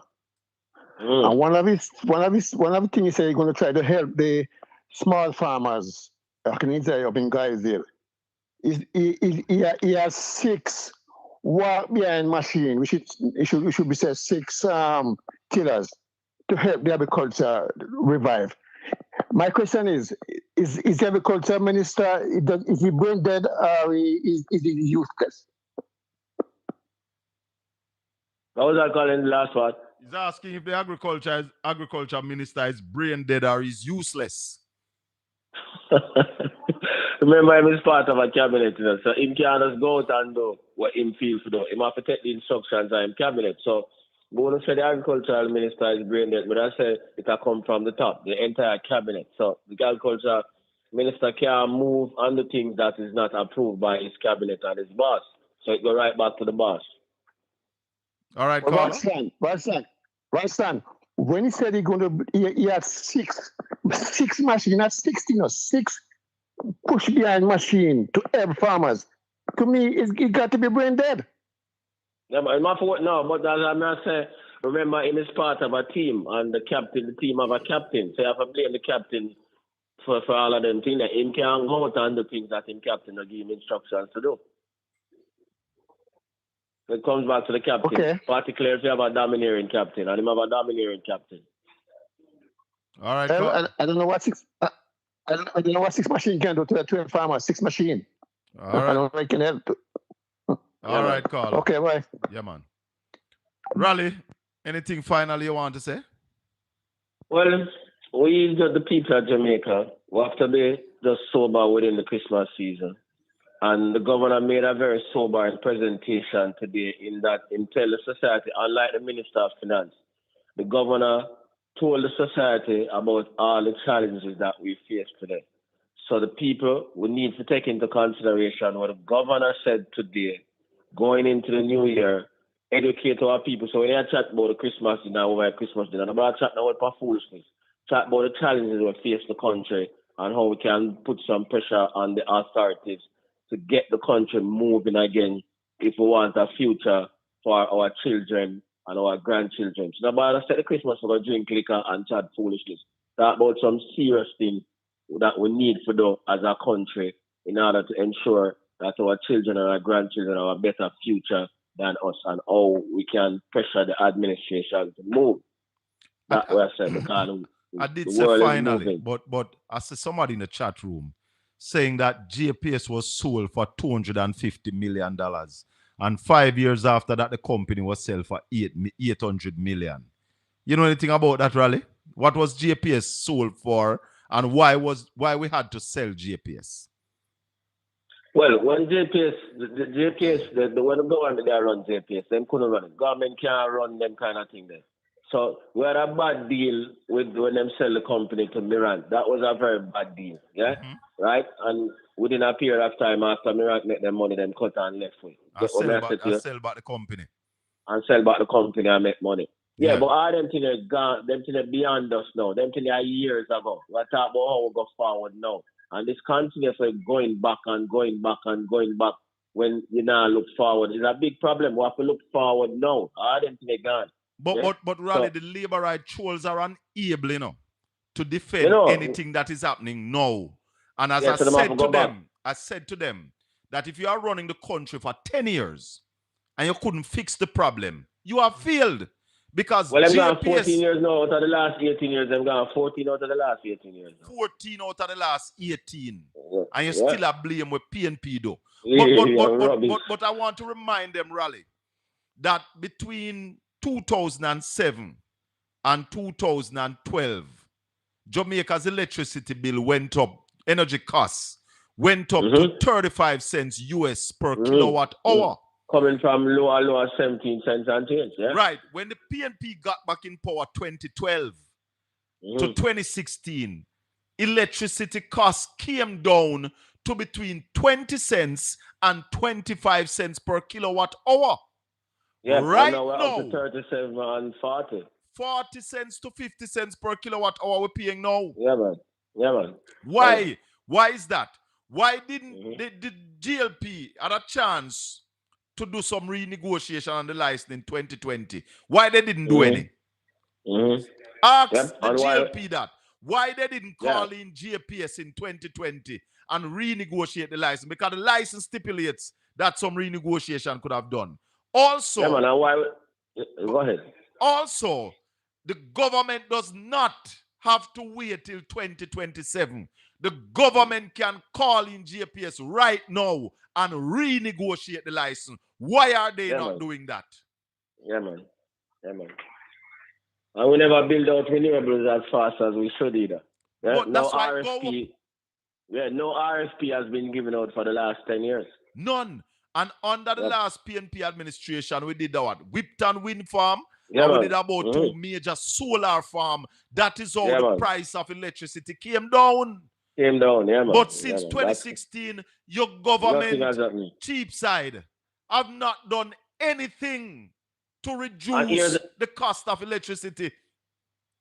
And here's the irony now. Them exclude all of those things and focus only on the debt to GDP. Yes. Overpaid the debt, never build out any infrastructure. Up comes the hurricane, exposed all of that. And now the same ratings agencies, they are not hesitating to downgrade and to change the outlook and all of those things. How ironic is that? But the deal with Miran, Ralston, Philip Palwell was not the Minister of Energy when that deal was struck. It was struck under the PNP, but it was not Philip Palwell who struck that deal. So those of you who are blaming Philip, you blame the wrong person. Yeah, man. It is under the PNP, but not under Palwell. Yeah, man. I said that serves no useful purpose now. At this time. At this time, yeah, that's totally irrelevant. What we need to do now is to move forward. And at the point I was making a while ago is that we ignored all that energy policy, agricultural policy, infrastructural policy in order to rush to pay down the debt faster than program for, in order to impress the ratings agencies to get an investment grade. And we tell them how much we paid on the debt that we didn't have to pay. 115 billion more. Now that you did that, $115 billion paid that we never had to pay on the debt. Yep, and weaken the country's infrastructure in order to impress the ratings agency because them said they wanted to get an investment grade. Now that the damage has been done, all of the ratings agencies, they might have put upon moving from positive to stable or put on ratings watch downgrade. So the strategy backfired. That's the point I'm making. The same people we are trying to impress. You know what tell the clients them, so watch how you deal with them man, they are down the from asset. That's the point I'm making. So the government made a major blunder. Major error. Major error. And they must be allowed to escape that error. In paying more than they needed to pay on the debt. And waste that money. Weaken the infrastructure of the country. Yeah. I just want to say one thing before you go, Raleigh. And I'm saying this here. That Jamaica can rise out of this better than we went into it. Yeah, man. I want to say to the Prime Minister, to the Minister of Culture, that the culture and the creative industry is what Jamaica have over most countries. Yeah, man. The United States of America makes over $700 billion annually from the culture and the creative industry. The United Kingdom makes $125 billion annually. India is making $125 billion from the culture and the creative industry. I am saying to all of you that with our standing on the world and our talent, if we invest within 5-6 years, we can start bringing in $7 billion annually. And after 15 years, we should be bringing in $30 billion annually from the culture and the creative industry. Mexico right side away up here saying a rally. They are making about $20 billion annually from the culture and the creative industry, you know. If you don't know if you do it, ask. We are Jamaicans. We want the country to grow. We're not waiting till PNP win again whenever the next election is called. No, that can't work. It is time for the country to grow. No, we don't have the luxury. Yeah, man. Put on the shame aside. Call Ralston Iman. Somebody who have a different view from what you have. Stop singing to the choir. Brother, thank you. And before you go, just to cement what I said about the creative industry. The people say for themselves, who are the first responders to helping the people during and after the hurricane? All right. Was it the people from the creative industry? There you go. Okay. The creatives. And the creatives in the creative industry is just not the people in entertainment. Well, it's entertainment, but understand that sports is a part of the creative industry. Of course. The gastronomy sector. Food is a part of the creative industry. Education is a part of the creative industry. Our culture is rich. We need to mix them together and export Jamaican culture. I'm going to tell you one more time. Our culture is our oil. That is what we have in abundance where we can challenge Nobody in the world can compete with us in that. Let me hear if this caller have a question for you before I let you go. Go ahead, caller. Yeah, good evening, Mr. Colin. Good evening, Mr. Ryson. Yes, sir. Good evening. Okay, I always listen to the program and I always learn from you. And I heard you say a while ago that September 3rd gone. And there's nothing else to do. But I'm going to ask you one question. Do you believe that Mr. Olney should do what Mr. Golden do? After overnight, get up and say, I leave the country? No, man. Do you believe that can happen? No, that's our create chaos. Remember the chaos that flow after that. No, we don't want that. We don't want that. We want the man them to settle down and do what they need for do. No, that will create a chaotic situation. So we need to have a national unity. I don't know much, but I think it needs somebody good to run this country, because if somebody good not come run this country, we're not going to come out of this, you know. Yeah, better no. We're not going to Yeah, that's true.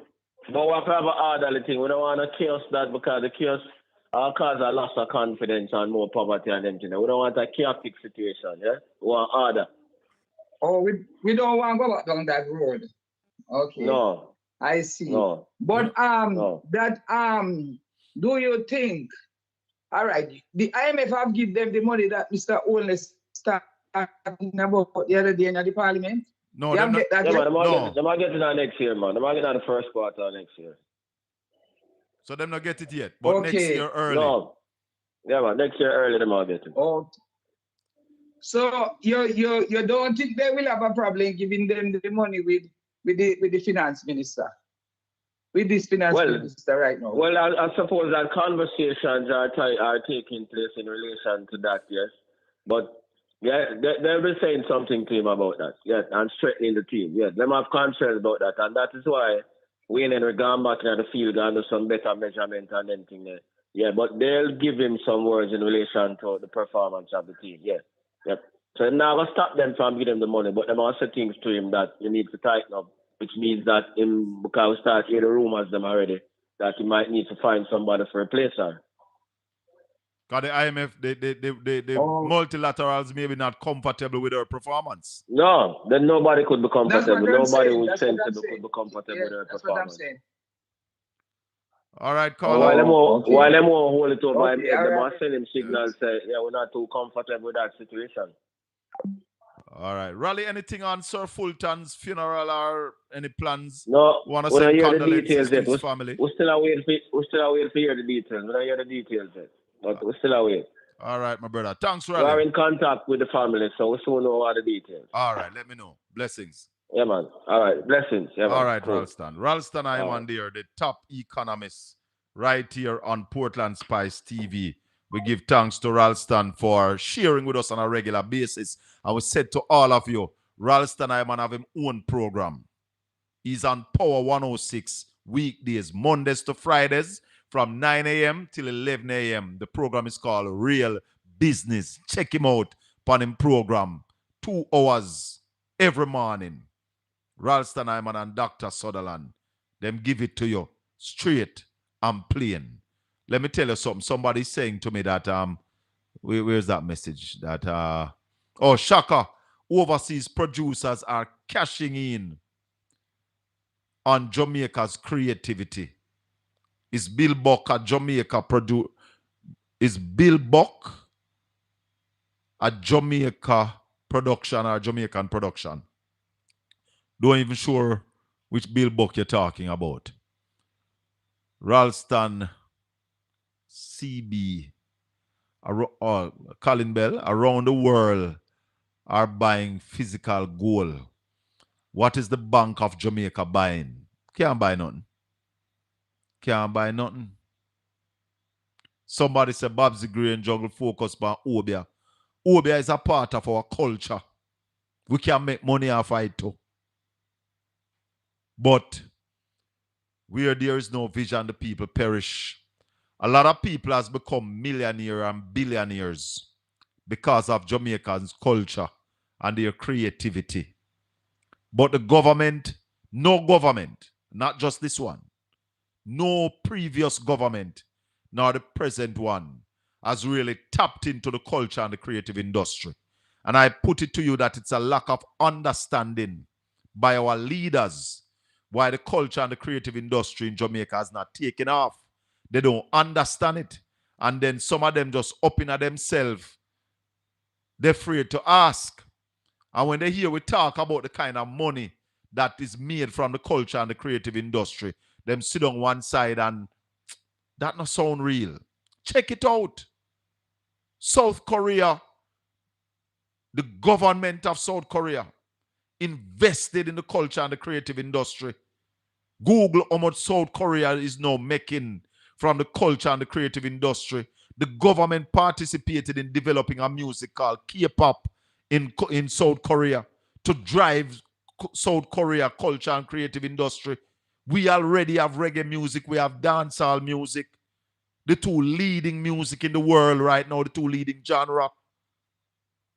But we sit down and not doing what we are supposed to do to grow this economy. Somebody's saying in the abundance of water, the fool is thirsty.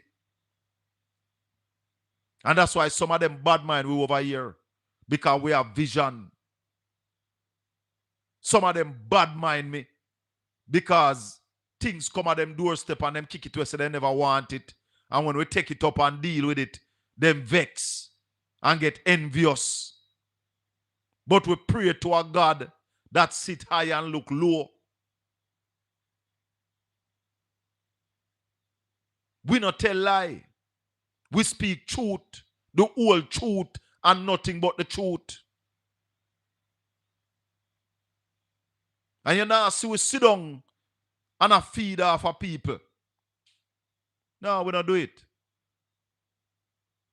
We go out there and we see things and we meds things. We've been saying to the government and previous government, develop Portland. Portland is more beautiful than anywhere in Jamaica. Portland is where the cruise ship business started in Jamaica. Tourists start coming to Portland on the banana boat. That's how the cruise ship thing started in Port Antonio. At one point, Port Antonio used to get 2 and 3 ships a day. And Edward Seaga, under a Labour Party government led by Edward Seaga, when Anthony Abrams was Minister of Tourism, wrecked the tourism sector in Port Antonio. That was the time when Seaga borrowed $30 million US and said he forgot about it to build up Enchanted Gardens down there in Ocherius and move everything from Port Antonio. When they put on crocodile skin pan a man and put him in the Rio Grande and tell lies a crocodile in a Rio Grande, that time Rio Grande rafting was booming. So right now we are inviting all and sundry to come to Portland. And that's why we are batter them this evening about the dirty town of Port Antonio. That's why we are called the mayor to the front of the line and say, Mayor, you collect with money under false pretense because we don't see the work where you do. Look on the garbage pile up in a Port Antonio town at 1 o'clock in the day this picture was taken. And I'm going to show you one more that was taken at 3 o'clock. And them garbage I did it from 10 o'clock in the morning. Me pass them, go where me I go and think about it. And say me have to take the picture of them. And when me come back, the garbage was still there. This one was taken after 3 o'clock in the town square of Port Antonio. What a dirty town. They told us that the market would be the fastest market to be rebuilt in Jamaica. And I'll know the market can't build back yet.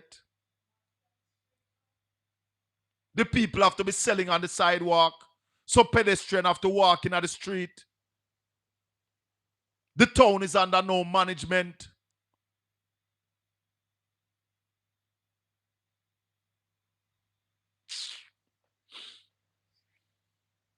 So let me tell you something. I'm going to say this to my people in the chat room. Certain people, no pay them no mind. Don't put them name in the chat room. Because they're not relevant. They have no relevance. Them no love Jamaica. The things them where them do for left Jamaica. The things where them do. Where do. Colin?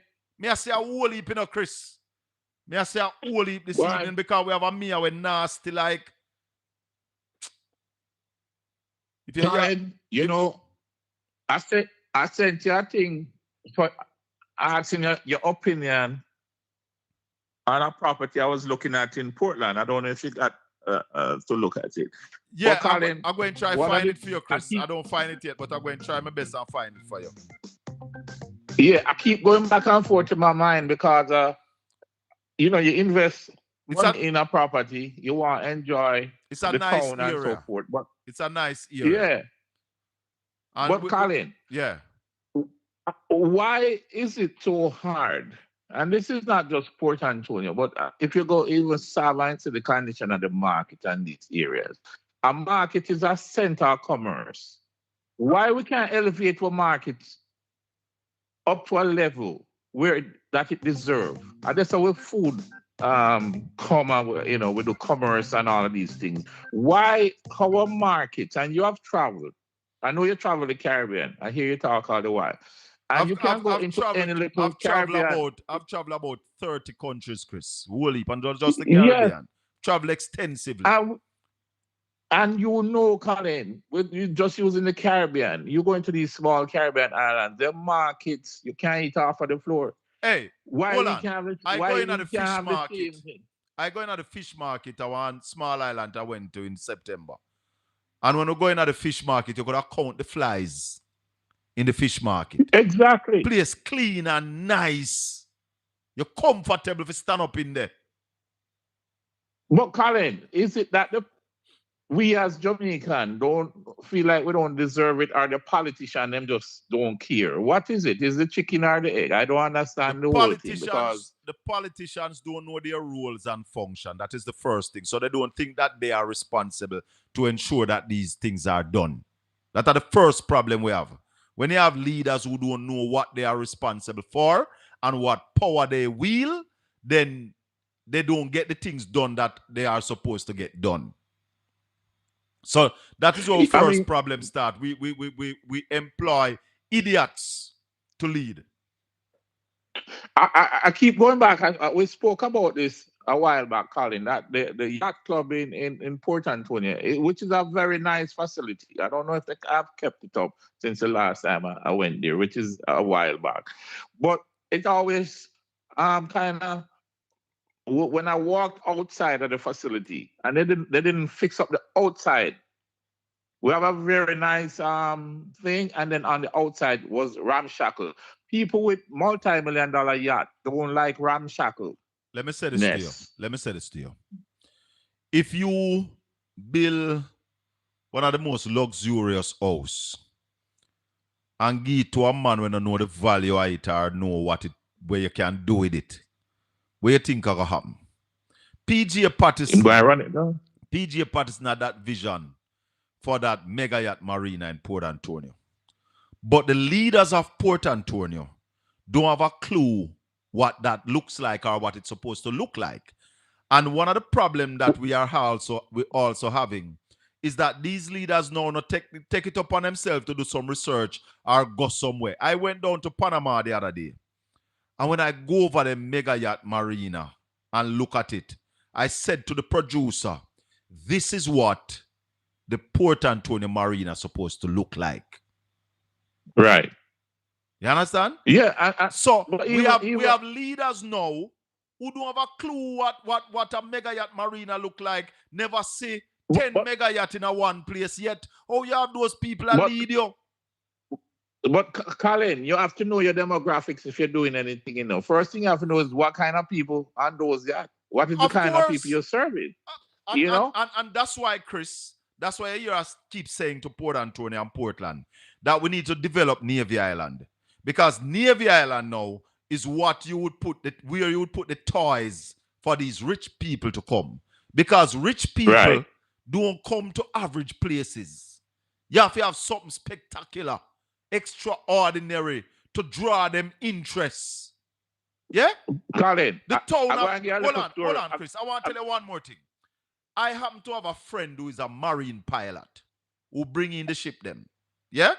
And when certain size mega yacht come to Port Antonio, they use pilot. He brought in a large size yacht the other day. A couple of years ago, maybe 2-3 years ago. I think the yacht was about 200 odd feet. And he told me that the pilot told him that they would not come back to Port Antonio. The town is dirty. And too much beggars. Hey, Colin, I'm going to get a little story before I get off. I used to have a produce business in Fort Lauderdale, and I used to sell to yachts that you see. Those yachts you see in Fort Lauderdale down by the port. Where. And I remember buying something for a client, and I took it, and I was trying to tell the man the difference between the price. You know, the man said to me, never tell me about the price. I'm not interested in the price. I want the quality of what I'm paying for. So if you cannot deliver that quality, don't come to me about price. You understand? I don't care about the price. So these are the kind of people you're dealing with. if you can't understand that first, then you can't understand anything about the business. There you You're go. not going to succeed in the business. There you go. Chris, you know, we need leaders my with friend, vision and leaders who have seen things. You don't need to reinvent the wheel. Yeah? Exactly. You Exactly. tour the world to get more experience, to see how other people do things, and then you implement some of those things in your area. Exactly. Exactly, Colin. Let me take the chance to say Merry Christmas to everybody on your platform, and everybody stay safe. Colin, me soon see you come through and we hook up, all right? One love, my brother. All right, my 876-804-7072. We are at 7 o'clock. 876-804-7072. We're taking your calls. People must understand that you have to choose good leaders. If you choose bad leaders, you get bad result. Yeah?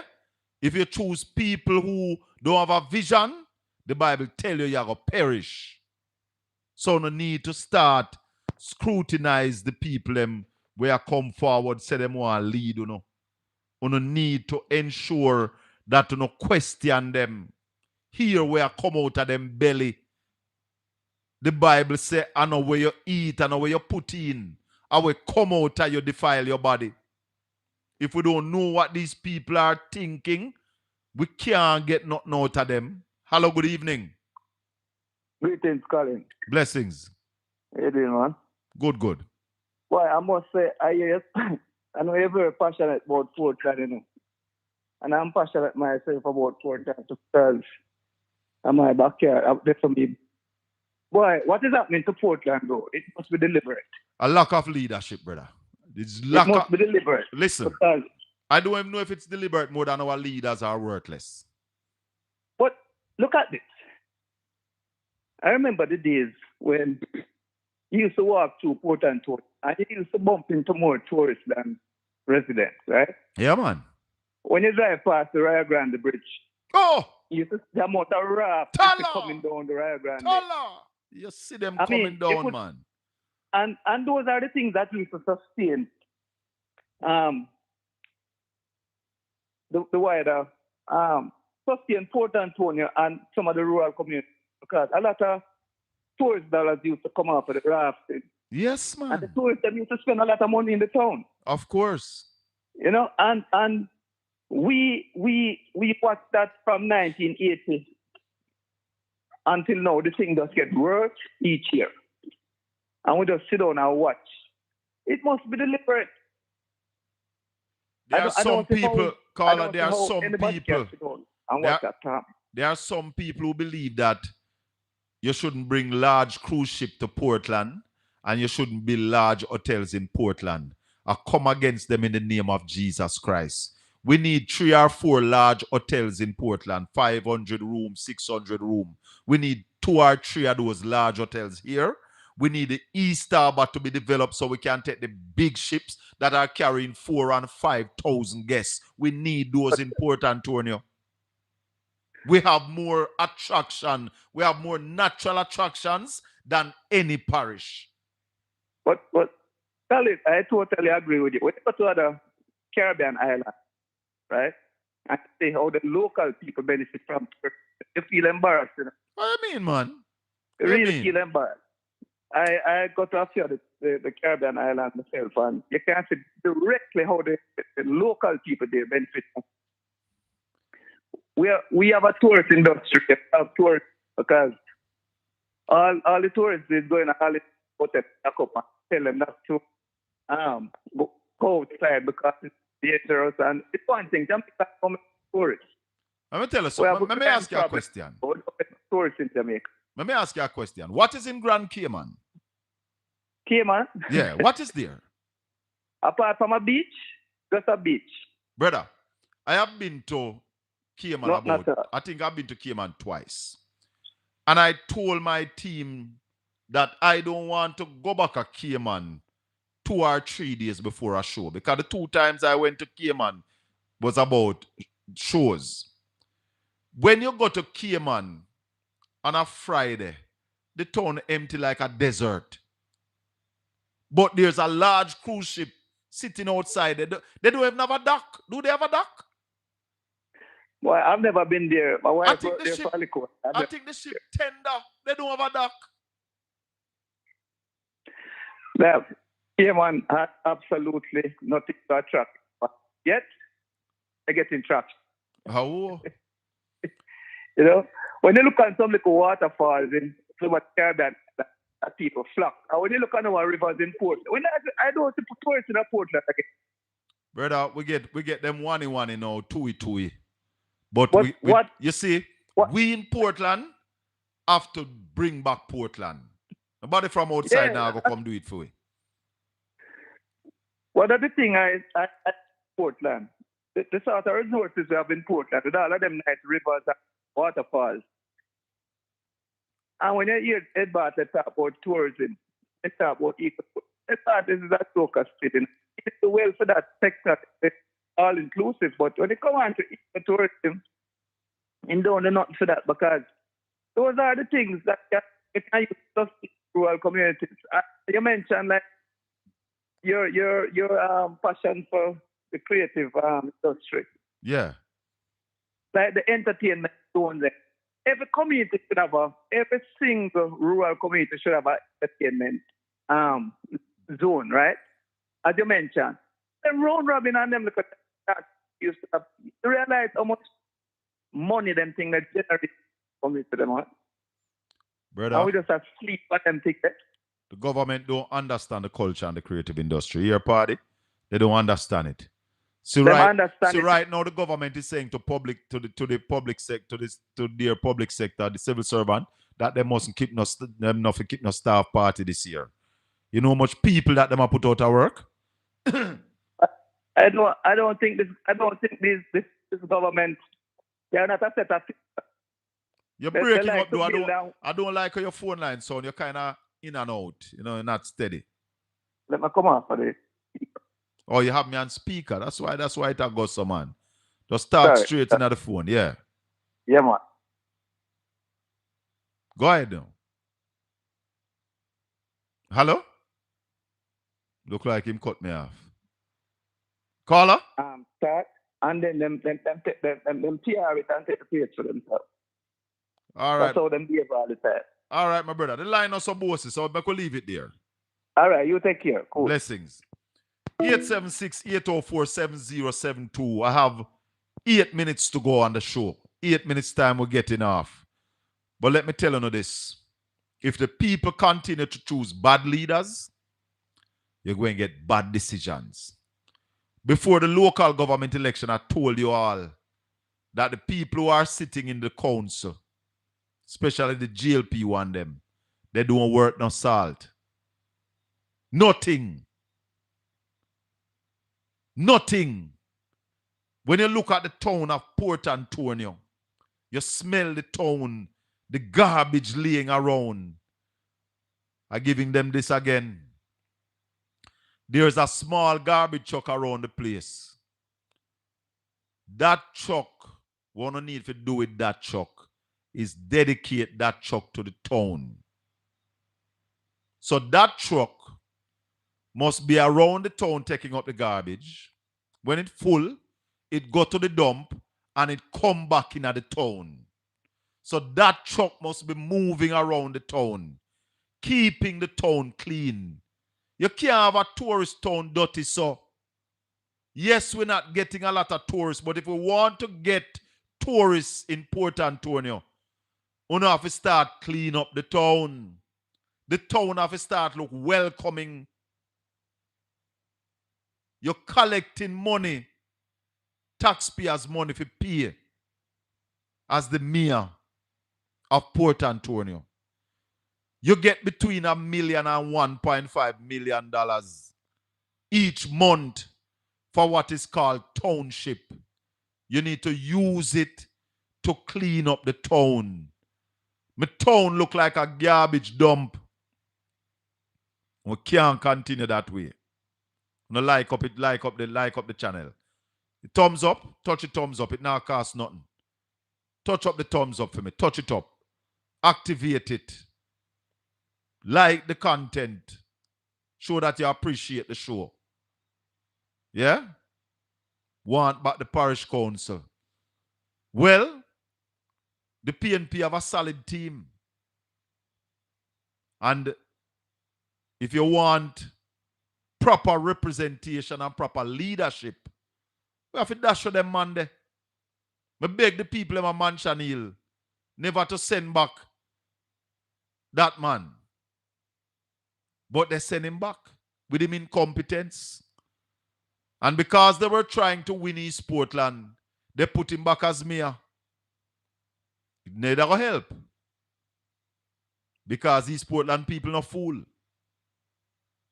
And as soon as we get back to the poll at the local government, we're going to move all of them. All of them got to go. Big, big Christmas. But hold on. Remember one time, I think at Bloomfield I did MP, when they work on the sewage drainage and water project, somebody called Darrell Vaz. And the road did mal. That time Bloomfield MP, Darrell Vaz come up here come make whole heap of noise. You know, send this picture, I go show him. That the town want clean up. With him mayor. Him have a GLP mayor. Well, me, you say no rate him. You say no rate him. Listen to me. We have to do better. We have to do better with the town of Port Antonio. The town needs to be clean. The homeless people need to move into the shelter. The shelter that was built for them. They need to move them there and look after them. The town need to clean regularly. Can't be early morning and not clean again till the next morning. But this look like it never cleaned this morning. Because at 10 o'clock, I pass the big heap of garbage. And when me call somebody 3 o'clock and say, go take a picture of the garbage down a market for me. When the person that called me back, I was expecting the person to say, no garbage, no did a shaka, then clean it up. The person said to me, say, you see me send you the picture? I was shocked that it was still there. My people, I want to thank you all for joining me this evening. Tomorrow evening, we're supposed to have Dwayne Vaz from Central Westmoreland. I want you all to be safe. Take it easy on the road. Slow down. Look out for others. Arrive alive in 2026. Like up the channel, and if you have not yet subscribed, please subscribe to the channel. We're on our way to 9,000 subscribers, and I'm asking your assistance to get there. Share the channel with somebody in your contact. Ask them to subscribe and join us. We are on Monday, Tuesday, and Wednesday from 5 o'clock. Tuesday evening, we'll go up till 8 o'clock because we are on Caribbean Radio, 97.9 HD4. Saturday mornings, we are on at 9 o'clock. And Sunday morning, Talk Jamaica, where we give you a chance to speak your mind. We're on at 8:30. We are planning to bring you a new gospel show with a new host, with a different host. So stay tuned. More things coming on this channel here, Portland Spice TV. May the good Lord continue to bless and keep you. Make his face shine upon you and be gracious unto you. The Lord lift up his light and give you his peace. Until we meet again tomorrow evening at 5. God bless you. Thanks, Ralston Iman. Bless up, my friend. One love. Peace out.